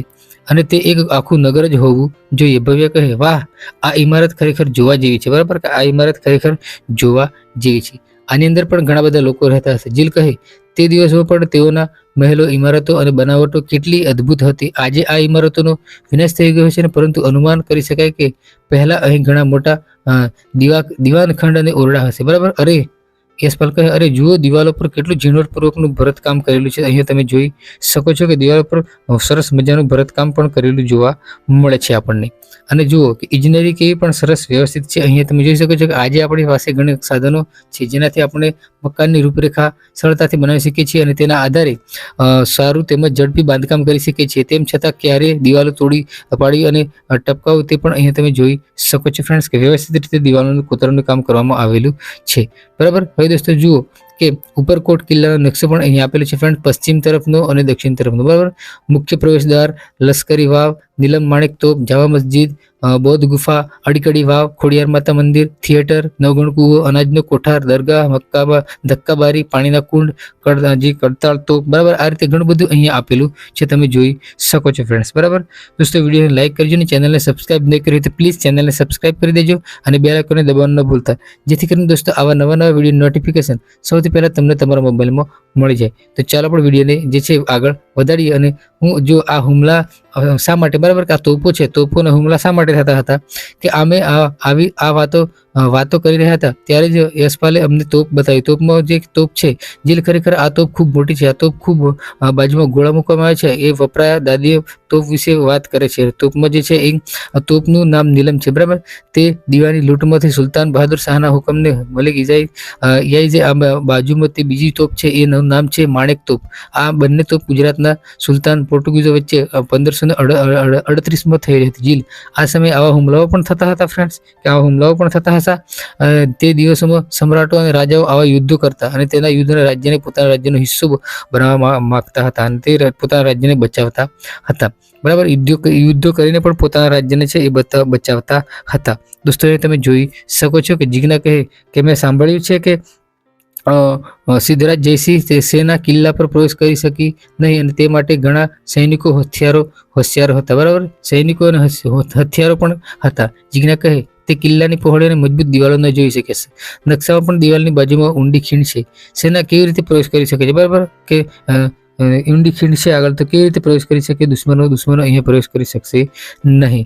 જો સેના બીજા કોઈ રસ્તાથી આવે તો પ્રયત્નો કરે તો સેના છે, છુપાયેલી સેના છે, સૈનિકોને છે મારી નાખે. બરાબર. કે બહારના સૈનિકો આવે, એટેક કરે દુશ્મનો, તો તે અંદરના રહેલા સૈનિકો મેન દરવાજેથી જે છે એ તેઓને મારી નાખે. ચાલો આંખો બંધ કરી અને આંખો બંધ કરીને અનુમાન કરો કે ઘોડા હાથીઓ પર બંદૂકો સાથે કેવા આવી રહ્યા હશે તેવા બધા ઘોડિયા અને હથિયારો લઈને કેવી રીતે આવી રહ્યા છે તમે જોઈ શકો છો ફ્રેન્ડ્સ. અહીંયા તમે જોઈ શકો છો ઘણા બધા જે છે આપણે માહિતી મેળવી કુવાઓ વિશે અને વાવ વિશે પણ. બરાબર. દોસ્તો તમે વિડીયોને લાઈક કરજો. અને દોસ્તો અહીંયા પાણીની વ્યવસ્થા કેવી હતી અહીં જુઓ કે દાદી આ કડીની વાવ છે. તમે જોઈ શકો છો કે આડી કડીની વાવ છે, 310 ફૂટ લાંબી છે અને ઉત્તર દક્ષિણે 10 થી 5 ફૂટની છે અને તેનો ઘણો જે કાંઠો છે ઘણો ઊંડો છે અને આવામાં કુલ 166 પગથિયા છે અને લોકો રહેતા આ પાણીમાં પોતાની જરૂરિયાત મુજબનું પાણી મેળવતા હતા. બરાબર. પાણી પણ મેળવતા હતા પોતાની જરૂરિયાત મુજબનું. હવે દોસ્તો અહીંયા તમે જોઈ શકો છો પછી દીદી આ નવગણ કૂવો છે. તમે જોઈ શકો છો કે તેમણે આ કૂવો ચુડાસમા વંશના નવગણ રાજાઓના સમય બનેલો છે. મધ્યમાં કૂવો છે, તેની ફરતે સીડીઓ છે, સીડી પર સૂર્યપ્રકાશ, હવા, પાણી છે. અમુક અંતરે મોટા પ્રમાણની જાળી વિનાની ખુલ્લી બારીઓ મૂકેલી છે અને 171 ફૂટ ઊંડો કૂવો છે. કેટલું? 171 ફૂટ ઊંડો કૂવો છે નવગણ કૂવો અને 204 પગથિયા કોતરવામાં અહીંયા આવેલા છે. ત્યારબાદ અમે અનાજના કોઠાર, નૂરી શાહનો મકબરો જોયા વગેરે બાબતે જાણકારી મેળવી. બરાબર. આ બધું અમે જોયું અને માહિતી મેળવી ફ્રેન્ડ્સ. બરાબર. હવે દોસ્તો જે છે કેવી દયાતની હાલત. બરાબર. યશપાલ કહે છે કે અહીં કેવી ઠંડી છે. બરાબર. અહીં બૌદ્ધ સાધુઓ રહેતા હતા. આ પાટિયા પર શું લખેલું છે એ વાંચો તમે. બરાબર. અહીંયા ઘણી બધી જે છે એ માહિતી આપેલી છે, તમે જોઈ શકો છો. બરાબર. કે જુઓ કે જે અહીંયા બરાબર વિડીયોને લાઈક કરજો અને ચેનલને સબસ્ક્રાઇબ કરવાનું ન ભૂલતા. અને દોસ્તો આવા નવા વિડીયો જોવા માટે આપણી ચેનલને સબસ્ક્રાઇબ કરવાનું ન ભૂલતા અને વિડીયોની લિંક અચૂકથી તમારા મિત્રોને શેર કરજો. અને આગળ આપણે બીજું પ્રકરણ છે એ જોઈ લઈએ ફટાફટ ફ્રેન્ડ્સ. બરાબર. આગળ જોઈ લઈએ. હવે આપણે જોઈએ સુનિતા અવકાશમાં 11મું એકમ છે. આપણે જોઈએ સુનિતા અવકાશમાં. હવે પૃથ્વી જે પૃથ્વી એટલે અર્થ. બરાબર. કેવી દેખાય છે? પૃથ્વીનું ચિત્ર નોટબુકમાં દોરો. તમારા મિત્રોને પણ બતાવો અને તમારા ચિત્રો પણ જે મિત્રોને પણ જુઓ, બરાબર. હવે આપણે પૃથ્વી હકીકતમાં કેવી દેખાય છે?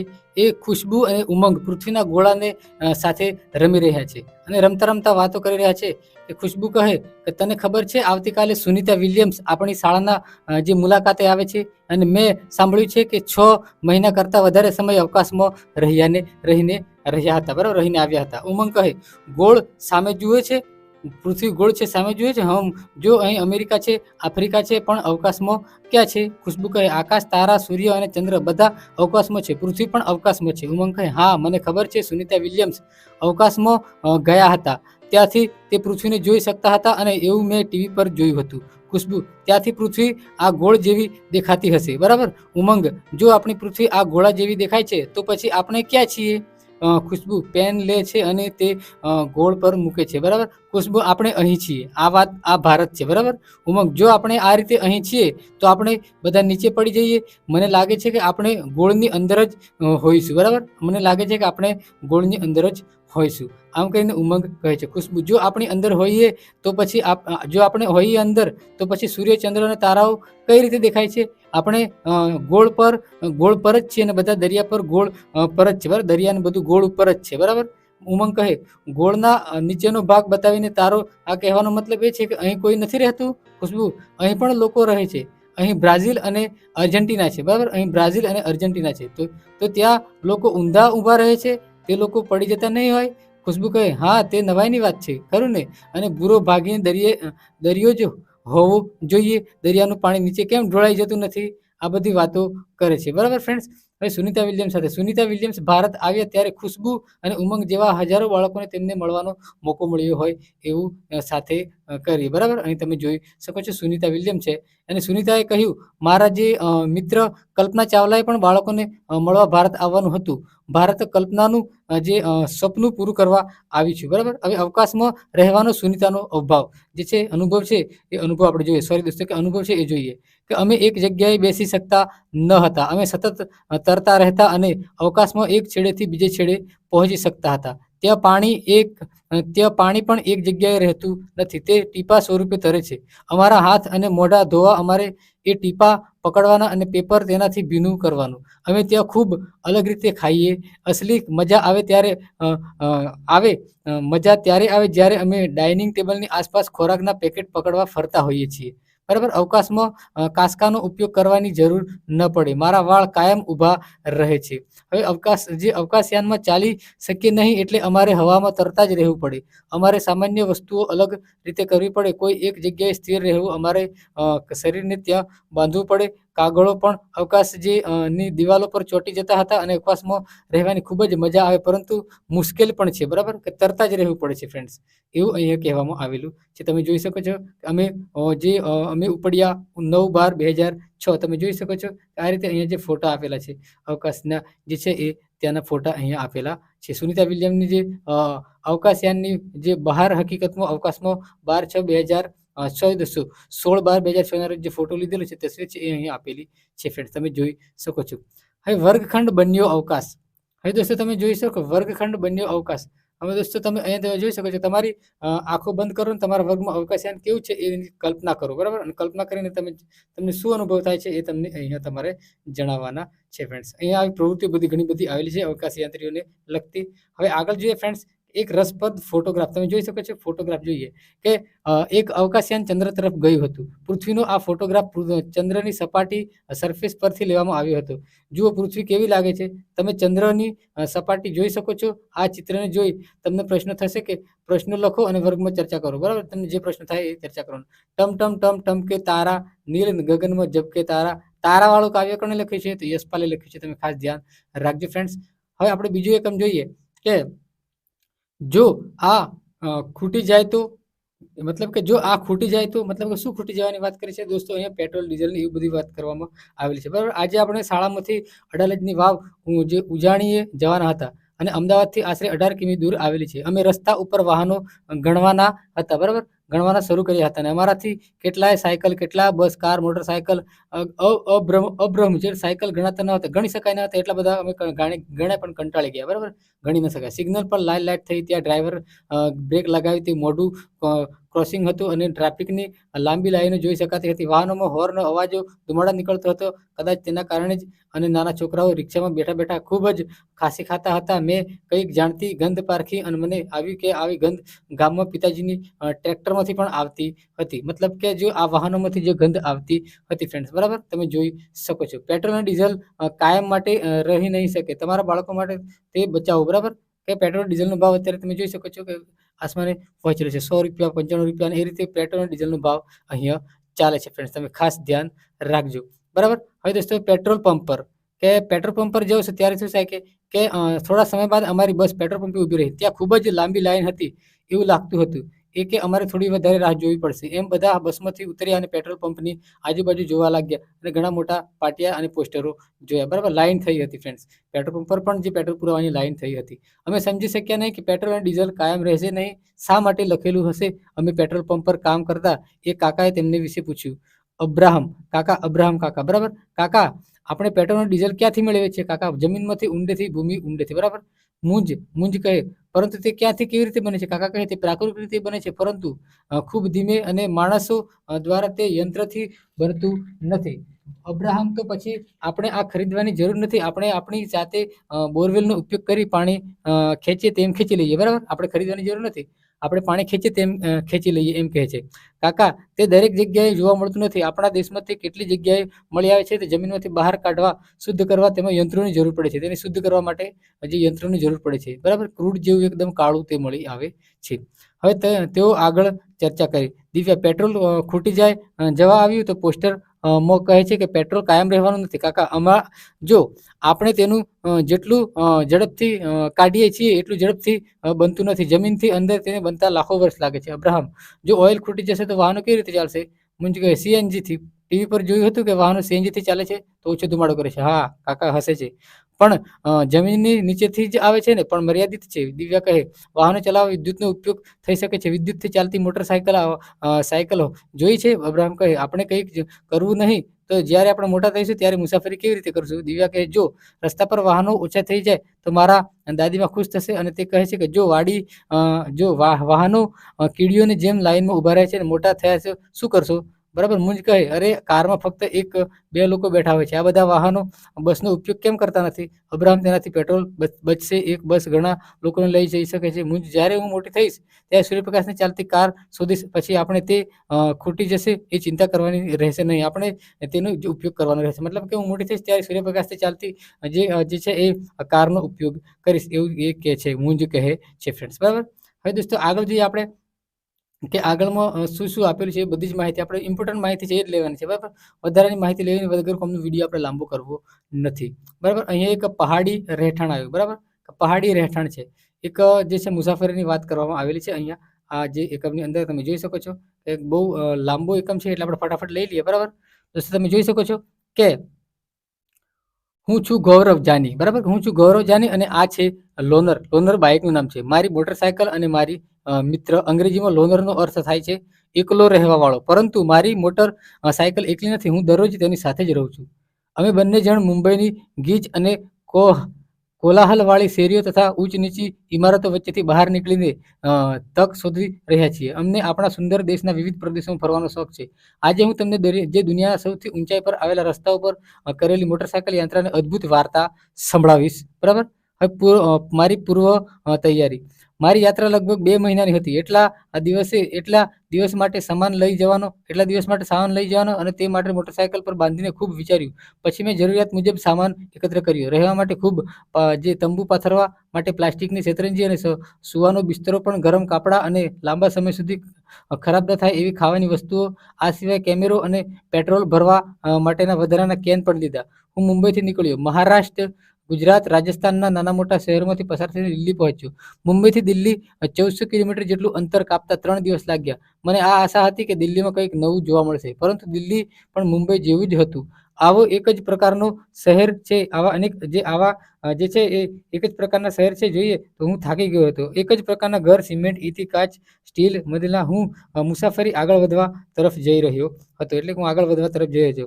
આવનારા દિવસોમાં વિશે વિચાર્યું હતું કે હું ખૂબ ઉત્સુક હતો. મારા મનમાં કલ્પના હતી કે મને એક લાકડામાંથી બનેલા ઘર, ઢાળવાળા છત અને બરફથી ઢંકાયેલું ઘર જોવા મળશે. જેવું પુસ્તકમાં વાંચેલું બસ એવું જ, બરાબર. દિલ્હીથી ખૂટતો સામાન ભરી હું આગળ વધ્યો. સતત 2 દિવસ મુસાફરી બાદ મનાલી પહોંચ્યો, બરાબર. ત્યાંના પહાડી પ્રદેશની શુદ્ધ હવાથી મારો એક થાક છે ઉતરી ગયો, અને સાચું કહું તો મારી ખરી મુસાફરી હવે જ શરૂ થવાની હતી. જમ્મુ કાશ્મીર રાજ્યના કેટલાય મુશ્કેલ માર્ગો પરથી પસાર થઈને અમે લદ્દાખ છેક લેહ સુધી પહોંચી ગયા, અને બરાબર પહોંચી ગયા. હવે મારું નવું ઘર, બરાબર. હું મારી લોનર દરરોજ આગળ વધતા હતા. મારે ફક્ત પેટ ભરીને જમવાનું જોઈતું અને રાત્રે ઠંડીથી બચવા માટે તંબુ. મારા નજીક જે નાનકડા નાયલોનના તંબુમાં એટલી જગ્યા હતી કે હું અંદર સૂઈ શકું, બરાબર. હું અંદર સૂઈ શકું. મારી મોટરસાયકલ રાત્રિના સમયે તંબુની રખેવાળી કરતી, એટલે કે એ બહાર જ ઊભી રહેતી, અને સવારમાં તાજગી ભરેલા ઠંડી હવાની આવતા પક્ષીઓના અવાજ સાંભળી મારી આંખ ઉઘડી જતી, ને હું સૂર્યોદય જોતો હતો, બરાબર. આ રીતે તમે જોઈ શકો છો કે આ જે તંબુ બાંધેલો છે અને તમે સૂઈ ગયા છે, અને બાઇક છે એ બાજુમાં ઊભી રહી છે, જાણે કે રખવાળું કરતી હોય એ રીતે ઊભી રહી છે. ઠંડુ રણ. છેવટે હું અને લોનર લેહ પહોંચ્યા. પહેલી જ વખત મેં ઊંચું, સૂકો અને સપાટ વિસ્તાર, જેને ઠંડુ રણ કહે છે, જોયું. લદ્દાખમાં ખૂબ જ ઓછો વરસાદ પડે છે, અને અહીં ઊંચા બરફથી છવાયેલા પર્વતો અને ઠંડા સપાટી મેદાનો જોવા મળે છે. લેહમાં મેં મારી જાતને સુંદર સફેદ ઘરોવાળી ગલીઓ જોઈ. હું વાહન ધીમે ચલાવતો હતો. મેં જોયું કે નાના બાળકોનું જૂથ મારી પાછળ આવતું હતું. તે ઝૂલે ઝૂલે બોલતા હતા. તેનો મતલબ સ્વાગતમ સ્વાગતમ થાય છે. તેઓ મારી લોનરને જોઈ આશ્ચર્યચકિત હતા, અને દરેક બાળક તેમના ઘરે લઈ જવા માંગતા હતા, બરાબર. હજુ તાશીના ઘરે. તાશી મને ખેંચીને તેના ઘરે લઈ ગયો, અને તેના ઘરે જે 2 માળનું ઘર હતું, પથ્થરનું બનેલું, જે અને એકનું ઉપર મૂકેલા દિવાલો ગારો અને ચૂનાના જાડા સ્તરની લીપેલી, અને ઘર અંદરથી તબેલા જેવું લાગતું હતું, અને ખૂબ જે ઘાસનો સંગ્રહ કરેલો હતો, બરાબર. આ રીતે ઘર તમે જોઈ શકો છો. આ ઘરો અહીંયા આવેલા છે. અમે લાકડાના દાદર પરથી પહેલા માળે પહોંચ્યા. એ તે જગ્યાએ જ્યાં અમે રહીએ છીએ ત્યાં તાશીએ સમજાવ્યું. સૌથી નીચેના માળ અમારા પશુઓ માટે અને જરૂરી વસ્તુઓ સંગ્રહ કરવા માટે છે. જ્યારે કોઈ વખત ખૂબ જ ઠંડી પડે છે ત્યારે અમે પણ નીચેના માળે જતા રહીએ છીએ, અને નોંધ્યું કે નીચેના માળે બારી ન હતી. છાપરાને મજબૂત બનાવવા જાડા વૃક્ષોના થડ ઉપયોગ લેવાયા હતા. પછી તાશી અને તેના ઘરના છાપરે લઈ ગયો, અને શું નજારો હતો! આ બાજુ બધે એક સરખા સપાટ, બરાબર, એક સરખા સપાટ છાપરા જોઈ શકાતા હતા, અને કેટલાક જે લાલ મરચા સુકાતા હતા, તો કેટલાક પર નારંગી, કોળા અને સોનેરી પીળી મકાઈ સૂકવાઈ હતી. તો વળી કેટલાક ડાંગરના ડુંડા, કેટલાક છાણ સૂકવવામાં આવ્યા હતા. આ અમારા ઘરનો સૌથી મહત્વનો ભાગ છે. તાશીએ કહ્યું કે ઉનાળા દરમિયાન અમે ઘણા ફળો અને શાકભાજી સૂકવીએ છીએ. અમે શિયાળા માટે સંગ્રહ કરીએ છીએ. તે સમયે તાજા ફળો અને શાકભાજી મળતા નથી. હું ત્યાં તાશી જોડી ઊભો રહ્યો, અને ત્યારે જોયું કે કેવી રીતે ઘરનો દરેક ભાગ તેમની જરૂરિયાત પ્રમાણે બનાવવામાં આવ્યો હતો. હું સમજી શકતો હતો કે કેવી રીતે લાકડાનું તળિયું, જાડી દિવાલો અને લાકડાની છત તેઓની ઠંડીથી રક્ષણ આપી શકે છે, બરાબર. દુનિયાની ઊંચાઈ અને રહેઠાણ, બરાબર. હવે ખૂબ ઊંચાઈએ ચડવાનો સમય હતો. લોનર માટે મુશ્કેલી સમય હતો, કારણ કે રસ્તાઓ વાંકાચૂકા, સાંકડા અને પથરાળ હતા. ઘણી જગ્યાએ તો બિલકુલ રસ્તા જ ન હતા. હું ચાંગથાંગના પથરાળ મેદાનોમાંથી પસાર થઈ રહ્યો હતો, અને આ જગ્યાએ આશરે દરિયાની સપાટીથી 5000 મીટર ઊંચાઈ હતી. તે એટલી ઊંચાઈ હતી કે ત્યાં શ્વાસ લેવો પણ મુશ્કેલ હતો. મને માથું દુખતું હતું અને નબળાઈ લાગતી હતી. પછી મને હવામાં શ્વાસ લેવાની ધીમે ધીમે આદત થઈ. ઘણા દિવસો અમે વિસ્તારમાં ફરતા રહ્યા, અને જ્યાં એક પણ માણસ નજરે પડતો ન હતો. પેટ્રોલ પંપ કે મેકેનિક પણ ન હતા. ફક્ત ભૂરા રંગનું ચોખ્ખું આકાશ, અને આજુબાજુ ઘણા સુંદર તળાવો હતા. ઘણા દિવસો રાત્રિઓ પસાર થયા. લોનરે મેં આગળ જવાનું ચાલુ રાખ્યું. અચાનક એક દિવસે સવારે મેં મારી સામે સપાટ લીલા ઘાસની છવાયેલી જમીન જોઈ. ઘણા ઘેટા બકરા ત્યાં ચરતા હતા. થોડે દૂર કેટલાક તંબુ જોયા, અને નવાઈ લાગી કે ત્યાં કોણ છે, અને તેઓ આટલા દૂરના સ્થળે શું કરી રહ્યા છે, બરાબર. કે ત્યાં કોણ છે, આટલા દૂરના સ્થળે શું કરી રહ્યા છે, બરાબર. અહીંયા તમે જોઈ શકો છો કે લીલા લીલા ઘાસના જ, બરાબર. તેમના દ્વારા જ તેઓ દૂધ, માંસ, તંબુ બનાવવાનું ચામડું, બરાબર, તેમજ સ્વેટર અને કોટ બનાવવા ઊન મળે છે. તેઓને ઘેટા અને બકરીઓ જે તેમનો ખજાનો છે, બરાબર. જે કોઈ કુટુંબ પાસે વધારે પશુઓ હોય તે કુટુંબ વધારે ધનવાન અને મહત્વનું ગણાય છે. આ ખાસ બકરીઓને જ તેમને દુનિયાનું પ્રસિદ્ધ પરમિશન ઊન મળે છે. ચાંગપા તેમની બકરીઓ ખૂબ જ ઊંચી અને જે ઠંડી જગ્યાએ ચરાવવા લઈ જાય છે, બરાબર. જગ્યા જેટલી ઊંચી ઠંડી હોય એટલી જ પ્રમાણમાં બકરીઓવાળા વધુ લાંબા સુવાળા હોય છે, બરાબર. બકરીઓના વાળા લાંબા અને સુવાળા હોય છે. આ કારણે ચાંગપા આટલી મુશ્કેલીઓ સહન કરી શકે પણ વધારે ઊંચાઈવાળા પ્રદેશમાં રહેવાનું પસંદ કરે છે અને આ જે તેમનું જીવનશૈલી છે. હું મારી મોટરસાયકલ પર મારી ખૂબ જ ઓછી વસ્તુઓ લઈ જતો હતો, પરંતુ ચાંગપા તેની બધી જ વસ્તુઓ તેના જે ઘોડા અને યાક પર લઈ જાય છે. તેમને બધું સમેટતા ફક્ત 2.5 કલાક લાગે છે, બરાબર. ફક્ત 2.5 કલાક લાગે છે. આગળ ચાલવા લાગે છે. થોડા જ સમયમાં તેઓ જગ્યા પસંદ કરી ત્યાં તંબુ બાંધી વસ્તુઓ ગોઠવી દે છે અને તેમનું ઘર તૈયાર થઈ જાય છે. હવે નામ ગ્યાલે અને મોટા શંકુ આકારના તંબુમાં લઈ જઈ કહ્યું, અમારા ઘરમાં તમારું સ્વાગત છે. તેઓ તેમના તંબુને રેબો કહે છે, બરાબર. તંબુને રેબો કહે છે. યાકના વાળને સાથે વળીને પટ્ટીઓ તૈયાર કરે છે અને તે ખૂબ મજબૂત અને ગરમ હોય છે, જે તેઓ ઠંડી હવાથી રક્ષણ આપે છે. મેં જોયું તો પટ્ટીઓ મજબૂતાઈથી નવી લાકડીઓ સાથે બાંધેલી હતી. જમીનની 2 ફૂટ ઊંચી ખોદવામાં આવી હતી, પરંતુ જમીનથી થોડી ઉપર તેની આજુબાજુ બાંધવામાં આવ્યા હતા. તમે જોઈ શકો છો. વિશ્વવિખ્યાત પશ્મિના.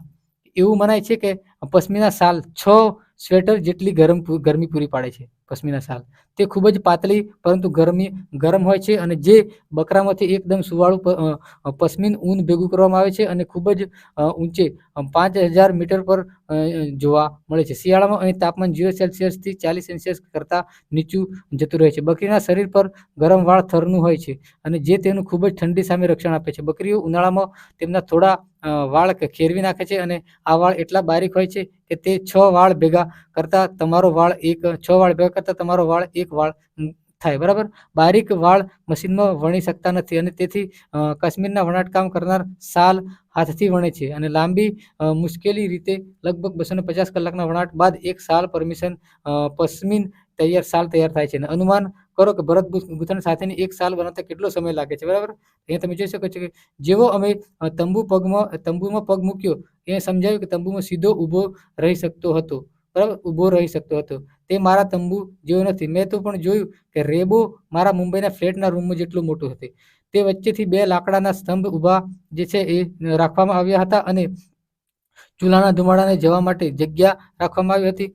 નામ ગ્યાલે કહ્યું કે આ તંબુની બનાવટ હજારો વર્ષો કરતાં જૂની છે અને તંબુ ચાંગપાને ખૂબ જ ઠંડીથી રક્ષણ આપે છે, બરાબર. ઠંડી પણ કેવી? શિયાળામાં તાપમાન 0 કરતાં ઘણું નીચું જાય છે. હવા 70 કિમી કલાકની ઝડપે ફૂંકાય છે. અનુમાન કરો જો તમે ઝડપથી જતી બસમાં હોય તો તમારા ઘરેથી 1 કલાકમાં કેટલે દૂર પહોંચી શકો છો. રેબો નજીક ઘેટા અને બકરાને રાખવાની જગ્યા હોય છે અને ચાંગપા તેને લેખા કહે છે, બરાબર. કે ચાંગપા તેને શું કહે છે? લેખા કહે છે. ઘેટા બકરા બાંધવાની અલગ જગ્યાને લેખા કહેવામાં આવે છે. લેખાની દિવાલો પરથી બનેલી હોય છે, બરાબર. અને દરેક પરિવાર તેમના પોતાના પ્રાણી પર ખાસ પ્રકારનું ચિહ્ન બનાવે છે. સ્ત્રીઓ, છોકરાઓ પ્રાણીઓ ગણે છે કે તેમના લેખાને બહાર લઈ જાય છે, બરાબર. આ રીતે તમે જોઈ શકો છો. પ્રવાસે અમે પહોંચ્યા અને હવે બીજે આગળ જઈ રહ્યા છીએ કે શ્રીનગરના ઘર, મારું ફોટો આલ્બમ, બરાબર. શ્રીનગરનું ઘર. જો મુસાફરી શ્રીનગર આવે છે ને તેઓ હાઉસ બોટમાં રહેવાનું પસંદ કરે છે. હાઉસ બોટ 80 ફૂટ લાંબી અને લગભગ 8-9 ફૂટ પહોળી હોય છે, બરાબર. શ્રીનગરમાં ઘણા પરિવારો ડોંગામાં રહે છે. ડોંગામાં રહે છે. આવી બોટ દાલ સરોવર અને જેલમ નદીમાં જોઈ શકાય છે. ડોંગાની અંદર જુદા જુદા ઓરડાવાળું ઘર હોય છે, બરાબર. કે તરતું ઘર કહેવાય છે તેને. તરતું ઘર કહીએ છીએ. હવે જે હાઉસ બોટની છત પર કેટલાક મોટા ઘરના લાકડાના સુંદર કોતરણી કરેલા હોય છે અને ખત બમડ જે દોસ્તો તમે જોયું તો ખત બમડ હોય છે અને જીક્સો કોયડા જેવી ભાત પણ જોવા મળે છે. કાશ્મીરના ગામડામાં કાપેલા પથ્થરો એકબીજા પર ગોઠવીને કાદવ લગાવીને ઘર બનાવવામાં આવે છે અને જેમાં લાકડું પણ વપરાય છે અને ઘરના છાપરા પણ ઢાળવાળા પણ હોય છે. તમે જોઈ શકો છો. આ રીતે તમે જોઈ શકો છો કે થોડા જૂના ઘરમાં જે ઘરો પણ બનાવેલા હોય છે અને જૂના પથ્થર અને ઈંટોથી પણ બનાવેલા ઘરો જોવા મળે છે. હવે આગળ જોઈએ ફ્રેન્ડ્સ કે જ્યારે મેં મુસાફરી ચાલુ કરી અને અનુમાન નહોતું કર્યું કે કોઈ એક રાજ્યમાં જ મને આટલા અલગ અલગ પ્રકારના અને ઘર અને અલગ અલગ રહેણી કહેણી જોવા મળશે. મને લેહમાં પર્વતો પણ જોવા મળ્યા અને ત્યાં ઘણા બધા જે છે એ લોકો રહેતા હતા એ પણ મને જોવા મળ્યું. અદ્ભુત નજારો મેં જોયો અને બે પ્રકારના ઘર તેના જે છે એ વિસ્તારની આબોહવા અનુરૂપ બનાવવામાં આવ્યા હતા. કે દાલ સરોવર મુસાફરી શિકારોનો આનંદ માણે છે, બરાબર. કે જુઓ પરત મુસાફરી. હવે પરત જવાનો સમય હતો. જમ્મુમાં મેં જેવા ઘર મુંબઈમાં જોયા હતા તેવા ઘર જોયા. સિમેન્ટ જે ઈંટો, સ્ટીલ, કાચ આ ઘર ખૂબ મજબૂત હતા, પરંતુ ઘર જેવા લેહ અને શ્રીનગરમાં જોયા હતા તેવા ખાસ ન હતા. એક લાંબી મુસાફરી પાછી હું લોનર મુંબઈ પહોંચવા લાગ્યો અને હું મારા જે ભારે હૃદય પરત આવ્યો અને મને અનુભવ થયો કે મારી મોટરસાયકલ પણ પાછું આવવું ન હતું અને કેમેરામાં થોડી યાદો લઈને આવ્યો હતો અને ખરેખર આ અંત ન હતો. બરાબર, આ અંત ન હતો. હવે પછી જ્યારે લોનર અને હું જોરથી કંટાળું છું ત્યારે નવી મુસાફરીનું આયોજન કરીશું. બરાબર બરાબર તો મળીએ દોસ્તો હવે આગળ એક નવા એકમમાં. અને બીજો એકમ આવે છે 14મા નંબરનો, જ્યારે ધરતી ધ્રુંજી ઉઠે છે. બરાબર, કે જ્યારે ધરતી ધ્રુંજી ઉઠે છે ત્યારે શું અહેસાસ થાય છે. તમે જોઈ શકો છો ફ્રેન્ડ કે જ્યારે ધરતી ધ્રુંજી ઉઠે છે કે ત્યારે શું અહેસાસ થાય છે આપણને અહીંયા જોવામાં આવે છે. મદદ મદદ મને બચાવો. બરાબર, દરેક જગ્યાએ બૂમાબૂમ રાડારાડ થતી હોય છે. ધરતી હલતી અને ધરતી લોકો ચારે બાજુ દોડતા દોડતા હોય છે. મોટેથી બૂમ પાડી ઉઠી ગઈ. બરાબર, મોટેથી બૂમ પાડી હું ઉઠી ગઈ. મારી બૂમ સાંભળી મારા માતા પણ ઉઠી ગયા ને દોડતી આવી અને મને જોરથી પકડી લીધી. તે એવું જ ખરાબ સ્વપ્ન હતું. ધરતીકંપ આવ્યા 18 વર્ષથી વધારે સમય થઈ ગયો હતો, પરંતુ હું નિંદ્રામાં હજુ પણ જે ધરતી હલતી અને ધ્રુજતી હતી એવું અનુભવ કરી હતી. હું જમવા છું. બરાબર, હું જસમાં છું. હું ગુજરાત રાજ્યના કચ્છ વિસ્તારમાં રહું છું. બરાબર, હું જસમાં છું અને ગુજરાત રાજ્યના કચ્છ વિસ્તારમાં રહું છું. જ્યારે ધરતીકંપ આવ્યો ત્યારે હું 11 વર્ષની હતી. 26 જાન્યુઆરી 2001નો દિવસ હતો. બરાબર, કે 26 જાન્યુઆરી 2001નો દિવસ હતો ધરતીકંપ આવ્યું તે દિવસે. બરાબર, ગામના દરેક બાળકો અને ઘરડા લોકો શાળાના મેદાનમાં ટીવી પર પરેડ જોવા ભેગા થયા હતા. અચાનક મેદાનમાં હલવા લાગ્યું. લોકો ડરી ગયા અને અહીં તહીં દોડવા લાગ્યા. કોઈ ખબર ન હતી કે શું થઈ રહ્યું હતું અને શું કરવું ને શું ન કરવું. બધે ગભરામણ હતી ફ્રેન્ડ્સ. બરાબર, હવે થોડી જ મિનિટોમાં અમારું ગામ એ જમીન દોસ્ત થઈ ગયું. પડી ગયેલા ઘરના પથ્થરો, કાદવ, લાકડા, અમારી બધી વસ્તુઓ જેવી કે કપડાં, અનાજ, ખોરાક દટાઈ ગયા અને સમયે દરેક વ્યક્તિ બાબતે વિશે પણ વિચારતી હતી. લોકો દટાયેલા હતા, તેમને બચાવવા ઘણા ઘવાયેલા લોકોની સારવાર કરવી. ગામના દવાખાને પણ નુકસાન થયું હતું. હવે લોકો ગંભીર ઈજાગ્રસ્ત ડોક્ટરો ગામ લોકોને મદદથી ઘવાયેલા લોકોને સારવાર આપતા હતા. બરાબર, આમ અમારા ગામના 6 લોકો મરી ગયા અને મારા નાનાજી પણ પડી ગયેલા ઘરની નીચે દટાઈ ગયા હતા. મારી માતા રડ્યા કરતી હતી અને મારી માતાએ જોયું હું પણ રડતી હતી. આખું ગામ દુઃખમાં ખોવાયેલું હતું. મોટા બાપુ જે અમારા ગામના સરપંચ હતા તેમના ઘરે વધુ નુકસાન થયું હતું અને તેમણે તેમનું વખારમાંથી બધા માટે ચોખા ઘઉં આપ્યા અને ઘણા દિવસો સુધી ગામની મહિલાઓને મોટા બાપુના ઘર ભેગા મળી રસોઈ કરી અને બધાને જમાડ્યા હતા. કલ્પના કરો કે ઠંડીના દિવસે એમાં પણ ઘર વગર, ડર, ઠંડીના કારણે અને રાત્રે ઊંઘી શકતા ન હતા. એ સમયે ચિંતા રહેતી હતી અને ફરીથી ધરતીકંપ આવી જશે તો એવી ચિંતા પણ રહેતી હતી. હવે મદદ આવી. ધરતીકંપ આવ્યાના થોડા દિવસ પછી બીજા શહેરોમાંથી લોકો શું થયું તે જોવા માટે આવ્યા હતા. તેઓ ખોરાક, દવાઓ, કપડાં લઈને આવ્યા હતા. દરેક વ્યક્તિ આ વસ્તુઓ લેવા દોડતા હતા. અમને જે કપડાં મળ્યા તે ઘણા જુદા હતા અને આવા કપડાં પહેલા ક્યારેય પહેર્યા જ ન હતા. શહેરના અલગ અલગ જૂથોએ અમને તંબુ બાંધવા મદદ કરી અને પ્લાસ્ટિકના તંબુઓમાં જે છે એ આવી ઠંડીમાં રહેવું ખૂબ જ મુશ્કેલ ભર્યું હતું. તેમના થોડા લોકો વૈજ્ઞાનિક હતા અને તેઓ વિસ્તારમાં ધરતીકંપ આવવાની શક્યતા વધારે છે તે શોધવાનો પ્રયત્ન કરતા હતા. આમ ગામના લોકોએ તેમની સાથે ઘણી વખત વાત કરી હતી. બરાબર, તેઓએ અમારા ઘર ફરી બનાવવામાં સૂચનો ઇજનેરો અને જે છે સ્થપતિઓને ઘર બનાવવા માટે વાત કરી અને રચનાઓ બનાવી. બરાબર, તેઓ કહ્યું કે આ રચનાથી ધરતીકંપ ઘરને વધુ નુકસાન થશે નહીં, પરંતુ અમારા ઘર છે ધરતીકંપને વધુ નુકસાન નહીં કરે. બરાબર, અમારા ઘર લોકો થોડા ડરતા હતા. જો આ લોકો અમારા ઘરો બાંધશે તો અમારું આ ગામ છે એ જૂના ગામ જેવું લાગશે નહીં. તેથી ગામ લોકોએ વિચાર્યું કે તેઓ તેમના ઘર અને તેઓને મદદથી પોતે બાંધશે. ઇજનેરોએ સ્થપતિઓને જૂના ગામની શાળા બનાવશે. બરાબર, અમારા ગામના પૂર્વસન. બરાબર, કે જે અમે બધાએ સાથે મળીને કામ કર્યું. લોકો તળાવ ખોદીને માટી લાવ્યા, છાણ, માટી વગેરે. બરાબર, અને ભીંતચિત્રો, દિવાલો ચૂનેથી જોડ્યા અને નાના નાના ઘરો બનાવી દીધા. હવે આભલાથી શણગારી હતી અને છાપરું બનાવ્યું હતું. હવે અમારું આ ઘરનું રાત્રિના અંધકારમાં હીરાની જેમ ચમકતું હતું. બરાબર, આ રીતે ઘરો બનાવ્યા હતા. તમે જોઈ શકો છો ફ્રેન્ડ્સ. બરાબર, કે જુઓ ધરતીકંપ આવે ત્યારે શું શું સાવચેતી રાખવી પડે. અહીં જોઈ શકો ફ્રેન્ડ કે 26 જાન્યુઆરી 2001 આજ સવારે આવેલા ધરતીકંપના લગભગ 1,000 લોકોના મૃત્યુ થયા છે. હજારો લોકોને ઈજાગ્રસ્ત થઈ છે. અહીં તમે જોઈ શકો છો કે જે કેટલાય લોકો મરી ગયા છે અને કેટલાય લોકો ઘાયલ થયા છે. હવે આપણે બીજો એકમ જોઈએ ફ્રેન્ડ્સ કે જે ઠંડુ કેમ ગરમ, બરાબર, કે ઠંડુ કેમ ગરમ હોય એ આપણને પ્રશ્ન છે પૂછવામાં આવેલો છે એકમ દ્વારા. ઠંડુ કેમ ગરમ? એક કઠિયારો હતો, બરાબર, તે દરરોજ સવારે જંગલમાં લાકડા કાપવા જતો હતો. સાંજે તે બધા લાકડા શહેરમાં વેચી આવતો અને એક દિવસ તે જંગલમાં ખૂબ દૂર સુધી જતો રહ્યો. ત્યાં ખૂબ જ ઠંડી હતી, તેની આંગળીઓ થીજી ગઈ હતી. કઠિયારો વારંવાર તેની કુહાડી બાજુ પર મૂકીને હાથ મોં પાસે લાવતો અને પછી હાથને ગરમ રાખવા તેના પર જોરથી ફૂંક મારતો હતો. જ્યારે તે લાકડા કાપતો હતો ત્યારે મિયા અને બલિસ્તીએ ખૂણામાંથી તેને જોતા હતા. મિયા અને બલિસ્તીએ જોયું કે કઠિયારો તેના હાથમાં ફૂંકો માર્યા કરતો હતો અને તે આશ્ચર્યમાં પડ્યા હતા. બધું જ શું છે બધું શું છે તેઓ, પરંતુ તે સમજી શક્યા નહીં. તે વિચાર કરતા ઊભા થયા કે તેમણે કઠિયારાને પૂછવું જોઈએ કે થોડું ચાલ્યા પછી તે એવું વિચારી પાછા આવ્યા અને કદાચ કઠિયારાને તે ન ગમે. અંતમાં મિયા અને બિલિસ્તે પોતાની જાતે રોકી શક્યા નહીં અને કૂદતા કૂદતા કઠિયારા પાસે ગયા અને કહ્યું, કેમ છો ભાઈ? તમને વાંધો ન હોય તો હું તમને કંઈક પૂછી શકું? આ ટચુકડા માણસને જોઈ કઠિયારો તો આશ્ચર્યચકિત થઈ ગયો. આ ટચુકડા માણસને જોઈને જે કઠિયારો છે એ આશ્ચર્યચકિત થઈ ગયો અને આનંદિત થઈ ગયો, પરંતુ તેણે તેનું હાસ્ય સંતાડી રાખ્યું નહીં અને કહ્યું, જરૂરથી પૂછો, તમારે જે પૂછવું હોય. મારે એ પૂછવું છે કે તમે તમારા હાથ પર ફૂંકો કેમ માર્યા કરો છો? અને મિયા બલિસ્તાને કહ્યું, બરાબર, કે ફૂંકો કેમ માર્યા કરો છો, બરાબર. તો કઠિયારાએ જવાબ આપ્યો, ખૂબ ઠંડી છે, મારા હાથ થીજી ગયા છે, તેથી હું ગરમ રાખવા માટે તે ફૂંકો મારું છું અને જ્યારે ફૂંક ફરી મારું છું ત્યારે ફરી તે ગરમ થવા અને મારું ગરમી છે એ થઈ જાય છે, બરાબર.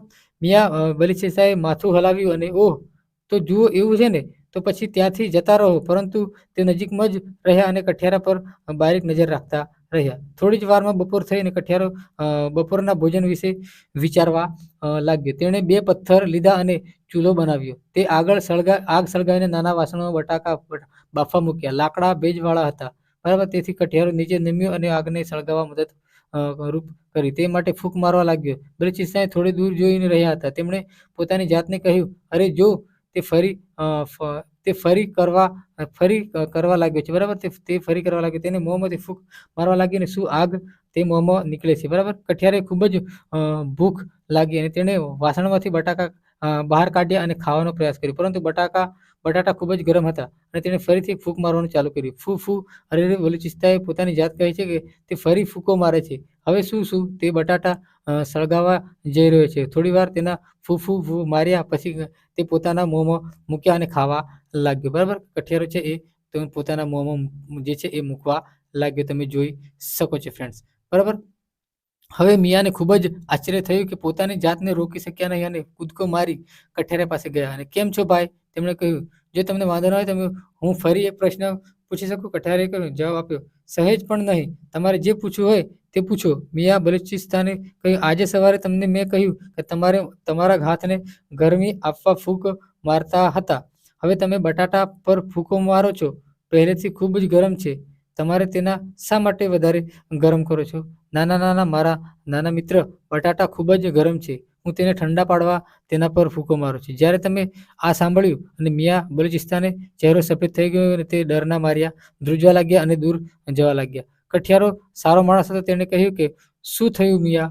તમે ઠંડીના લીધે ધ્રુજી રહ્યા છો? તો તેમ છતાં મિયા બલુચિસ્તાને પાછળ જવા લાગ્યો અને ત્યારે સુરક્ષિત અંતે જગ્યાએ પહોંચ્યા અને ત્યાં તેમણે પોતાની જાતને કહ્યું કે આ કેવા પ્રકારનો જીવ છે? ચોક્કસ એ ભૂત છે, જીન છે. ફૂંક મારી ગરમ, ફૂંક મારી ઠંડુ અને બંને એક જ શ્વાસથી શક્ય નથી. હા, તે સાચું છે, અમુક વસ્તુઓ જ દેખાતી નથી પરંતુ તે હોય છે, બરાબર. ઝાકીર હુસેન એમણે આજે છે એ લખેલી છે ફ્રેન્ડ્સ, જે છે એ વાર્તા, બરાબર. હવે આગળ જોઈએ કે સ્વચ્છતા આપણું ગામ છે, બરાબર, કે સ્વચ્છતા આપણું કામ છે. સોરી દોસ્તો, ગામ નહીં, આપણું કામ છે. સ્વચ્છતા એ આપણું કામ છે. જુઓ, કોઈ પ્રકારની ગંદકી આપણે કરવી જોઈએ નહીં, એવું આપણે આ પાઠમાં શીખવામાં આવે છે, બરાબર. આ વિવિધ પ્રકારના જે છે એ ટ્રોલી બેગ છે, કચરો ભરવાના ડબ્બા છે, કચરો ભરીને ગામને બહાર નાખી દેવો જોઈએ, બરાબર. તે દિવસ યાદ છે ફ્રેન્ડ્સ, આ ગાંધીજીની વાત છે. અહીંયા તમે જોઈ શકો છો ફ્રેન્ડ્સ કે ગાંધીજીની અહીંયા વાત કરવામાં આવેલી છે. જ્યારે નારાયણ 11 વર્ષનો હતો ત્યારે ગાંધીજીને સાબરમતી આશ્રમમાં રહેતો હતો. આશ્રમ રહેતી દરેક વ્યક્તિએ જુદા પ્રકારના કામ કરવા પડતા હતા. તેમને એક કામ હતું મહેમાનોને શૌચાલય કેવી રીતે સાફ કરવું તે શીખવવું. તે દિવસે શૌચાલય અત્યારથી જેવા ન હતા અને તે સમયે બેઠક નીચે બાસ્કેટ મૂકવામાં આવતો અને સંડાસ ગયા પછી તે બાસ્કેટ જાતે ઉપાડીને ખાળ કૂવા પાસે ખાલી કરવું પડતું હતું. હવે સામાન્ય રીતે આ કામ એક જ જાતિના લોકો કરતા હતા, પરંતુ ગાંધીજીના આશ્રમમાં દરેક જણા જાતે બાસ્કેટ ઉચકીને ખાળ કૂવે સુધી લઈ જઈ ત્યાં ખાલી કરવું પડતું હતું. મહેમાન હોય કે આશ્રમ રહેતી વ્યક્તિ હોય, દરેકને આ કામ ફરજિયાત જાતે કરવું પડતું. નારાયણભાઈને યાદ છે કે કેટલાક લોકો આ કામ ન કરવું પડે, બરાબર, આ કામ ન કરવું પડે માટે બહાના બનાવતા અને કેટલાક લોકો તો કામના ડરથી આશ્રમ છોડીને જતા રહેતા હતા. એકવાર ગાંધીજી મહારાષ્ટ્ર અને વર્ધા શહેરની પાસેના એક ગામમાં રહેવા ગયા અને શહેરની પાસે હોવા છતાં ગામમાં સુવિધાઓ અભાવ હતી. ગાંધીજી મહાદેવભાઈને અને તેમના સાથીઓને ગામના શૌચાલયની સફાઈનું કામ કરવા લાગ્યા. થોડા મહિના વીતી ગયા. એક દિવસ સવારે ગામના શૌચાલયની એક માણસ હાથમાં લોટો લઈને મહાદેવભાઈ પાસે અને જે કહેવાય કે શૌચાલયમાં ખૂબ ગંદકી છે, તમે તેને સાફ કરો. જ્યારે બાબલાએ આ જોયું તેને ખૂબ ગુસ્સો આવ્યો. તેણે વિચાર્યું, ગામ લોકોએ તો એવું સમજે છે કે સફાઈનું કામ તો ગાંધીજીને તેમના સાથીઓનું છે, આ યોગ્ય નથી. તેમણે ગાંધીજીને પૂછ્યું, આવું કેમ? ગાંધીજીએ જવાબ આપ્યો કે અસ્પૃશ્યતા એ ખૂબ જ ગંભીર બાબત છે, તેને બદલવા ખૂબ મહેનત કરવાની જરૂર છે. નારાયણ સમજી શકતો ન હતો, કેમ કે આ કામ કરવાથી કેવી રીતે બદલાવ લાવી શકે, બરાબર. આ રીતે ગાંધીજીની એક સ્વચ્છતા વિશેની વાત છે એ કરવામાં આવેલી છે ફ્રેન્ડ્સ, બરાબર. અમુક જગ્યાએ ગાંધીજીના ચશ્મા પણ આપણે જોઈ શકીએ છીએ કે અમુક જગ્યાએ ચશ્મા ગાંધીજીના પ્લાસ્ટિક પર દોરેલા હોય છે, એટલે કે એનો મતલબ કે સ્વચ્છતા રાખવી, પ્લાસ્ટિકને જ્યાં ત્યાં ન નાખવી જોઈએ, બરાબર. દિવાલ ઓળંગી લીધી, બરાબર, કે દિવાલ ઓળંગી લીધી, તેની આંખમાં સપના છે. ઇન્ડિયન એક્સપ્રેસ 2007, બરાબર. અહીંયા એક જે છે એ ટુકડીની વાત કરવામાં આવેલી છે ફ્રેન્ડ્સ, તમે જોઈ શકો છો કે આ જે છે એ દિવાલ ઓળંગી લીધી એ પ્રકારની એક જે છે એ અહીંયા આપણને સરસ મજાની વાર્તા આપેલી છે, તમે જોઈ શકો છો. આગળ જોઈએ આપણે કે જુઓ તેની માતા, બરાબર, કોની માતા? કે તેની માતા જે છે એ તેના માટે જાતિની દિવાલ બનાવી હતી, જાતિની લિંગની દિવાલ બનાવી હતી. આજે અફસાના પોતે Nagpada basketball association NBA Mumbai માટે મજબૂત આધાર પાયો બની ગયો છે, બરાબર. આજે તે બીજી 5 છોકરીઓ પ્રેરણા સ્ત્રોત છે. તેમની રોજ મુશ્કેલી પાછળ મૂકેલી બાસ્કેટબોલ કોર્ટમાં આવે છે. આજે તે યુવા ટુકડી છે જે 13 વર્ષની જ અફસાના મંસૂરી અને ગુજરાતને ચલાવવા માટે વાસણો સાફ કરતી હતી, બરાબર. આ રીતે તમે જોઈશું ટુકડીની મુલાકાત, બરાબર. કે જુઓ, અમે સમાચાર પત્રમાં અફસાના અને નાગપાડા, બરાબર, નાગપાડા બાસ્કેટ ટીમ વિશે વાંચ્યું હતું, કે અહીં જે ટીમ વિશે એમણે વાંચ્યું હતું, બરાબર. વિચાર્યું કે આ છોકરીઓ તમને પરિચય કરવા તેમની મુલાકાત લે છે. ટ્રેન પકડી મુંબઈના છત્રપતિ શિવાજી વિક્ટોરિયા ટર્મિનલ ઉતર્યા, બરાબર. ત્યાં નાગપાડા તરફ ચાલવા લાગ્યા અને ત્યાં પહોંચવામાં ફક્ત 20 મિનિટ થઈ ગઈ. ત્યાં અફસાના અને નાગપાડા બાસ્કેટબોલ એસોસિએશન છોકરીઓને મળવા ટીમના સભ્યોને પહોંચી ગયા, બરાબર. ખાસ ટીમના સભ્યોને ત્યાં છે એ પહોંચી ગયા છે ફ્રેન્ડ્સ, બરાબર. હવે તમે જોઈ શકો છો આગળ બીજો એકમ છે એ આપણે જોઈ લઈએ કે ટીમની વાત કરવામાં આવેલી છે. આપણે તમે જોઈ શકો ટુર્નામેન્ટ, આ રીતે ઘણી બધી છે વાતો કરવામાં આવેલી છે. દોસ્તો આપણે 19મો એકમ જોઈએ કે બીજ કહે છે ખેડૂતની વાર્તા, બરાબર. બીજ કહે છે ખેડૂતની વાર્તા. હું બાજરીનું નાનકડું બીજ છું, બરાબર. ઘણા વર્ષો પહેલા ઈસવીસન 1940 મને એક લાકડાની સુંદર પેટીમાં રાખવામાં આવ્યું હતું. મારે તમને મારી વાર્તા કહેવી છે. આ વાર્તા મારા એકલાની નથી, પણ મારા જેવા ખેડૂત જે ભાઈઓ દામજીભાઈ અને તેમના પરિવારની છે. હું આજે મારી વાત નહીં કહું તો પછી ક્યારેય નહીં કહી શકું, બરાબર. મારો જન્મ ગુજરાતના વાન ગામમાં થયો હતો અને તે વર્ષે બાજરીનો પાક છે ખૂબ જ થયો હતો. ગામમાં ઉત્સવ જેવું વાતાવરણ હતું. અમારો વિસ્તાર અનાજ અને શાકભાજી માટે ખૂબ જ જાણીતો છે. દામજીભાઈ દર વર્ષે સારા પાકમાંથી થોડા બીજ છે એ આગલા વર્ષ માટે રાખતા હતા. આ રીતે અમારા બીજનો વંશ આગળ ચાલતો હતો. સુકાયેલા દૂધીનો માટીનો લેપ લગાવીને તેને અંદરથી સારા બીજ રોપવામાં આવતા હતા.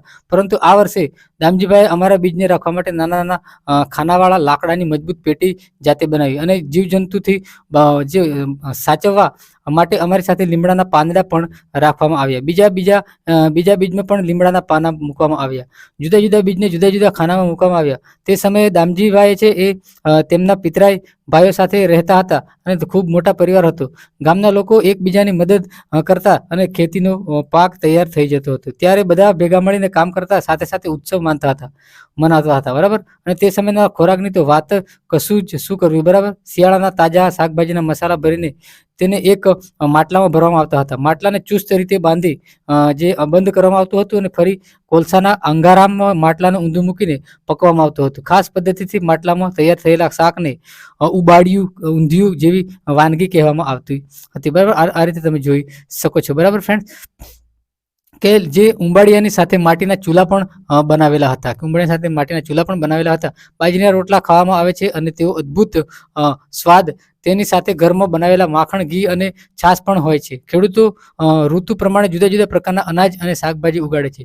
ખેડૂતો પોતાની જરૂરિયાત પ્રમાણે અનાજ શાકભાજી ઘરમાં રાખી બાકીના શાકભાજી શહેરમાં વેપારીને વેચી દેતા હોય છે. અને અનાજ શાકભાજીના સિવાય ક્યારેક કપાસ પણ ઉગાડવામાં આવતા હોય છે. કપાસના રૂને રેટિયા કાંતવામાં અને તેમાંથી તૈયાર થયેલા સૂતરમાંથી કાપડ બનાવવામાં આવતા હતા. તમે જોઈ શકો છો ફ્રેન્ડ્સ, પ્રવૃત્તિ પણ તમે કરી શકો છો. બરાબર. હવે જો દોસ્તો કે સમય બદલાયો, આજે સમય બદલાયો, વર્ષો ગયા, ગામમાં ઘણા બદલાવ આવતા ગયા. અમુક જગ્યાએ નહેરો દ્વારા પાણી આવી ખૂબ જે દૂર નદી ઉપર બંધ બાંધીને પાણી નહેરો દ્વારા દૂર દૂર પહોંચાડવામાં આવતું હતું. પછી વીજળી પણ આવી. સ્વિચ પાડો એટલે અજવાળું અને અજવાળું. હવે ખેડૂતો ઘઉં અને કપાસ જેવા પાક લેવા લાગ્યા. બજારમાં તેનો ભાવ સારો મળતો રહ્યો એટલે બીજા પાક બાજરી, જુવાર, શાકભાજી વાવવાનું બંધ કરી દીધું. હવે ખેડૂતો બીજ પણ બજારમાંથી ખરીદીને લાવે છે. લોકો કહે છે કે આ નવું બીજ છે, ઉત્પાદન સારું થાય છે, એટલે જૂના બીજ રાખવાની કોઈ જરૂર નથી. હવે ગામના લોકો સાથે મળીને રાંધીને કોઈ ખાસ દિવસો પર સાથે જમતા હતા. જ્યારે તેઓ સાથે જમતા, તેઓ ખૂબ જૂના દિવસો યાદ કરતા હતા. અને ખેતરના તાજા શાકભાજી, અનાજમાંથી બનતા ખોરાક કેવો સ્વાદિષ્ટ હોય છે. અત્યારે તો બીજ બદલાઈ ગયા અને તે ખોરાકનો પણ સ્વાદ કેવી રીતે રહે. બરાબર. જૂનો ખોરાક પણ બદલાઈ, સ્વાદ પણ બદલાઈ ગયો. હવે દામજીભાઈ હવે વૃદ્ધ થઈ ગયા છે. તેમનો પુત્ર હસમુખ ખેતર અને પરિવારનું ધ્યાન રાખે છે. હસમુખ ખેતી દ્વારા ખૂબ પૈસા કમાય છે. તેણે જૂનું ઘર ફરી નવું બનાવડાવ્યું અને તેણે ખેતી માટે નવા યંત્રો અને સાધનો ખરીદ્યા. કૂવામાંથી પાણી કાઢવા માટે મોટર પંપ લાવ્યા અને શહેરમાંથી જવા આવવા માટે મોટરસાયકલ ખરીદી તેમણે. બરાબર. અને ખેતર ખેડવા માટે ટ્રેક્ટર પણ વસાવ્યું. બળદોને જે કામ કરતા ઘણા દિવસો લાગતા હતા તે ટ્રેક્ટર એક જ દિવસમાં પતાવી દેતું હતું. બરાબર. આ રીતે જે છે સમય બદલાતો ગયો છે ફ્રેન્ડ્સ. અત્યારે આધુનિક ટેકનોલોજીથી જે છે એ ખેતી કરવામાં આવે છે. અને હસમુખ કહે છે કે અમે ખેતી સમજી વિચારીને કરીએ છીએ. અમે ખેતરમાં એ ખેત ઉગાડીએ છીએ જેના ભાવ બજારમાં સારા મળતા હોય. ખેતીમાં થતા નફાથી અમારું જે છે જીવન ધોરણ સુધરે છે અને ચાલે છે. ધીમે ધીમે પ્રગતિ તરફ આગળ વધીએ છીએ. લાકડાની જે છે પેટીમાં ભૂલાઈને પડેલા મને અને બીજને શંકા હતી કે શું આ પ્રગતિ છે. અમે તો વિચારતા રહી જ ગયા કે આ કેવી રીતે પ્રગતિ. અમને તો બળદોને સાવ નકામા કરી દીધા. હવે ખેતરમાં ટ્રેક્ટર આવી ગયા. અમે અમારી કોઈ જરૂર જ નથી. આ કામ ખેતરમાં કામ કરતા લોકો પણ બેરોજગાર થઈ ગયા. અને તમે કયું કામ કરો જે કમાશો. બરાબર. તમે શું કમાશો. અત્યારે ખેડૂતો પણ જે છે, અમુક મજૂરો પણ જે છે એ દોસ્તો મજૂરો પણ જે છે એ બેકાર પડી ગયા. એટલે કે ટ્રેક્ટર યંત્રો આવ્યા એટલે મજૂરોને બોલાવવાની, બળદવાળાને બોલાવવાની જરૂર પડતી નથી. ટ્રેક્ટર ઓરી નાખે છે. બધું જ ટ્રેક્ટરથી થઈ જાય છે ફ્રેન્ડ્સ. બરાબર. જે જંગલો કોના, જંગલની દીકરી ચિત્ર જુએ છે. તમે વિચારો છો કે આ બાળકો લાકડી પર જે છે પોટલું બાંધીને ક્યાં જાય છે. લાકડી પર પોટલું બાંધીને ક્યાં જાય છે. જ્યારે બાળકો જંગલ માં જાય છે ત્યારે કૂદે, દોડો, જે વૃક્ષો પર ચડે, કૂદાકૂદ કરે, ભાષામાં ગીતો ગાય છે અને નીચે પડેલા ફૂલો, પાંદડાઓ હાર બનાવવા માટે કરે છે. જેઓ જંગલના ફળો મજા માણે છે, જેમના અવાજની નકલો કરી શકે તેવા પશુઓ શોધે છે. તેમની દીકરી સૂર્યમણી તેઓ સાથે આ બધા જોડાય છે. બરાબર. દર રવિવારે સૂર્યમણી બાળકોને જંગલમાં લઈને આવે છે અને બાળકોને બતાવે છે કે તેમણે વૃક્ષો, છોડને અને પ્રાણીઓને કેવી રીતે ઓળખવા. બાળકો જંગલના જે ખાસ મુલાકાત ખૂબ જ માણતા હતા. સૂર્યમણી હંમેશા કહેતી કે વાંચતા શીખવા માટે જંગલો પુસ્તકો જેટલા જ મહત્વના છે. તે કહે છે કે અમે જંગલના આદિવાસી છીએ. અમારું જીવન જંગલો સાથે જોડાયેલું છે. જો જંગલો ન હોય તો અમે પણ ન રહી શકીશું. બરાબર. સૂર્યમણી વાર્તા સત્ય વાર્તા છે. સૂર્યમણી સ્ટાર ગર્લ છે. સ્ટાર ગર્લ એક યોજના છે. બરાબર. જે સામાન્ય છોકરીની અદ્ભુત વાતો કહે છે કે જેઓ તેમનું જીવન શાળાએ જઈને બોલ્યું. બરાબર. શાળાએ જઈને કહે છે. બરાબર. જુઓ કે તમે શોધી કાઢો, લખો. બરાબર. વૃક્ષો સિવાય જંગલમાં શું હોય છે એ બધું તમારે શોધી કાઢવાનું હોય છે. અહીં ઉગાડવામાં સૂર્યમણી બાળક હતી ત્યારથી જ તેને જંગલો પસંદ છે. તે શાળાએ સીધો રસ્તો પસંદ કરવાને બદલે જંગલનો રસ્તો પસંદ કરતી. સૂર્યમણી પિતાને નાનું ખેતર હતું. તેનો પરિવાર જંગલમાંથી પાંદડા અને છોડ ભેગા કરીને બજારમાં વેચવાનું કામ કરતો હતો. તે વાંસમાંથી ટોપલી બનાવતા હતા અને જંગલોમાં એક પાંદડું લઈને જે છે કોઈ જંગલમાંથી એક પાંદડું પણ લઈ શકતા નથી. બરાબર. જ્યારથી શંભુ નામનો ઠેકેદાર આવ્યો છે ત્યારથી બુદ્ધભાઈ સિવાય સૂર્યમણીના ગામના બધા જ લોકો ઠેકેદારને ડરતા હતા. બરાબર. ઠેકેદારથી ડરતા હતા. અને આપણે જંગલના લોકો છીએ. આપણે તેના પર હક છે. બરાબર. આપણે આપણા જંગલનું ધ્યાન રાખવું જોઈએ. ઠેકેદારની જેમ વૃક્ષો કાપતા નથી. જંગલો આપણી સહિયારી બેંક છે, અમારી કે તમારી નથી. બરાબર, આપણે તેમાંથી જેટલું હોય જોઈએ તેટલું આપણે લઈએ છીએ. આપણે બધી જ વસ્તુઓ સંપત્તિ વાપરવાની નથી. બરાબર, આપણે જે જંગલો આપણા જ છે. બરાબર, આપણે જંગલોને સાચવવા જોઈએ એવું અહીંયા કહેવામાં આવે છે ફ્રેન્ડ્સ. બરાબર, તમે જોઈ શકો છો. હવે દોસ્તો આગળ જોઈએ કે સૂર્યમણીના પિતા જમીનના નાના ટુકડા પર લાંબો સમય પરિવારે ચલાવી શકે તેમ ન હતા. કામની શોધમાં તે શહેરમાં આવી ગયા, પરંતુ પરિસ્થિતિ સુધરી નહીં. ઘણીવાર ઘરમાં ખાવાનું મળતું નહીં. તે મણિકાકા થોડું અનાજ તેમની નાની દુકાને પરથી સૂર્યમણીને ઘરે મોકલાવતા હતા. બરાબર, આ રીતે જે છે વાર્તા તમે જોઈ શકો છો. કાકાના સખત પ્રયત્નથી સૂર્યમણીને બિશનપુરની શાળામાં પ્રવેશ મળ્યો અને અહીં તેમણે શાળાની ફી, ગણવેશ, પુસ્તકો ચૂકવ્યા અને સૂર્યમણીને ત્યાં જ રહી ભણવાનું કહી દીધું. બરાબર, તમે જોઈ શકો છો. બરાબર, સૂર્યમણીની સફર જોઈએ આપણે કે બિશનપુરની શાળા જોઈ સૂર્યમણી આજે આનંદિત થઈ ગઈ. શાળામાં ગાઢ જંગલ નજીક હતી. બરાબર, હવે જે સૂર્યમણી સખત મહેનત કરી અને શિષ્યવૃત્તિ મેળવી કોલેજ સુધીનો અભ્યાસ કરનારી ગામમાં તે પહેલી છોકરી હતી. જ્યારે કોલેજમાં હતી ત્યારે પત્રકાર વાસ વિધિને મળતી સૂર્યમણી ઝડપથી તેની સામે ઝારખંડ જંગલ બચાવો આંદોલનના કામમાં જોડાઈ ગઈ. કે ઝારખંડ જંગલ બચાવો આ કામ સૂર્યમણી ખૂબ દૂર નગરો અને શહેરોમાં લઈ ગયું. તે પિતાને ન ગમ્યું, પરંતુ સૂર્યમણી કામ ચાલુ રાખ્યું. એટલું જ નહીં, તેણે ગામના લોકો માટે હક લડત માટે ચાલુ રાખી અને બાળપણ મિત્ર મિજાજે કામ પણ તેને મદદ કરી. બાળપણના મિત્રોએ પણ તેને મદદ કરી. બરાબર, સૂર્યમણીને. દોસ્તો સૂર્યમણી બીજા મિત્રો હતા. મીરીજી તે દિવસ રાત તેની સાથે રહેતો હતો અને સૂર્યમણી તેના બધા જ સ્વપ્નો વિચારો તેની સાથે આપ-લે કરતી. મિર્ચી સાંભળે કહે છે કે આ સૂર્યમણીનું કૂદકું જાતિમાં સ્વપ્ન અને લોકો આદિવાસીઓ હોવા છતાં ગૌરવ અનુભવે છે. બરાબર, તમે જોઈ શકો છો આદિવાસીની તાકાત. બરાબર, હવે દોસ્તો આગળ આપણે બીજો એકમ જોઈએ કે જોઈ લઈએ ફટાફટ. 22મો એકમ કે ફરી ઉપડ્યા. બરાબર, ધનનું ગામ. આજે બધા સંબંધીઓ દશેરા ઉજવવા માટે ધનુના ઘરે આવ્યા છે. તેઓ તેમના સામાન બળદગાડામાં લઈને આવ્યા છે અને ધનુના પિતા પરિવારમાં સૌથી મોટા છે. તેથી બધા તહેવારો તેમના ઘરે જ ઉજવાયા છે. ધનુની માતા અને મમ્મી તેની કાકી પૂરણપોળી બનાવવા માટે વ્યસ્ત છે. તેની સાથે તીખી કઢી પણ બનાવવામાં આવી છે. આખો દિવસ હસવામાં, વાતો કરવામાં પસાર થઈ ગયો, પરંતુ સાંજ પડતા જ બધા મૂડ બદલાઈ ગયા. સ્ત્રીઓ અને બાળકોએ તેનો સામાન બાંધવાનું ચાલુ કર્યું અને પુરુષો મુકદ્દમે સાથે બેઠા. મુકદ્દમ એ દરેક પરિવારની લીધેલી લોનની વિગત આપતો હતો. બરાબર, પછી આગળના જે થોડા મહિનાઓ માટે વાત થઈ. મુકદ્દમ ગામ લોકોને આગળના 6 મહિના તેઓ કયા વિસ્તારમાં જવાનું રહેશે સમજાવો અને તેઓને ખર્ચા અને જે ઈચ્છાય છે એ નિયમિતપણે તમારે જે છે એ પાળવાનું હોય છે. વરસાદની ઋતુથી થોડે દશેરા સુધી ધનુનો પરિવાર છે એ મોટા ખેડૂતોની જમીન પર કામ કરે છે. બીજા ઘણા પરિવારો પણ આવી જમીન પર કામ કરે છે. તેઓ આ મહિનામાં પૂરતા પૈસા કમાઈ લે છે, પરંતુ જ્યારે વરસાદ ન હોય અને ખેતરમાં કામ પણ ન હોય ત્યારે બાકીના 6 મહિના કેવી રીતે નિભાવવા? તેથી દરેક જણા મુકદ્દમા પાસે ઉછીના પૈસા લે છે. તે પૈસા પરત આપવા તેઓને મુકદ્દમા માટે કામ કરવું પડે છે. મુકદ્દમા શેરડીની ફેક્ટરીની પ્રતિનિધિ છે. બરાબર, મુકાદમ અને તે શેરડીના ફેક્ટરીમાં કામ શોધવામાં મદદ કરે છે. હવે આગામી મહિનામાં ધનુ અને માતા પિતા, તેના કાકા અને તેમના 2 મોટા બાળકો, તેમના મમ્મી પપ્પા, તેમની 2 દીકરીઓ તથા ગામમાંથી 40-50 પરિવારો તેમના ઘરથી દૂર થઈ જાય છે. અને 6 મહિનાનું ધનુ અને જેવા બીજા ઘણી બાળકો છે શાળાએ જઈ શકશે નહીં. ધનુના વૃદ્ધ દાદી અને તેમના પ્રજ્ઞાચક્ષુ કાકી 2-3 મહિનાની પિતરાઈ બહેન ગામમાં જ રહે છે. બીજા ઘરમાં પણ વૃદ્ધો જ છે. બીમાર માણસો ગામમાં જ રહે છે. ધનુ તેના દાદીમાં ખૂબ યાદ કરે છે. ધનુ હંમેશા લાગ્યા કરે છે કે તેની દાદીની સંભાળ કોણ કરશે, પરંતુ ધનુ શું કરી શકે? તે કંઈ જ કરી શકે તેમ ન હતું. બરાબર, આ રીતે તમે જોઈ શકો છો ફ્રેન્ડ્સ. બરાબર, હવે તેના પિતાએ ફેક્ટરીમાં શેરડીનું વજન કરવાનું અને જે છે એ વજન કરવાનું કામ સોંપ્યું. બરાબર, અને તેમના લોનના ખાતાનો હિસાબ રાખનાર પ્રતિનિધિને આપતા હતા. પ્રતિનિધિ આગળના અઠવાડિયામાં ખર્ચા માટે તેમને થોડા પૈસા આપતા અને પછી ધનની માતા પિતા સામે બાળકો નજીકના બજારમાં લોટ અને તેલ ખરીદવા માટે તે છે એ ઘણી વખત મમ્મી અને બાળકો માટે થોડા લાડવા અથવા મીઠાઈ ખરીદતા હતા.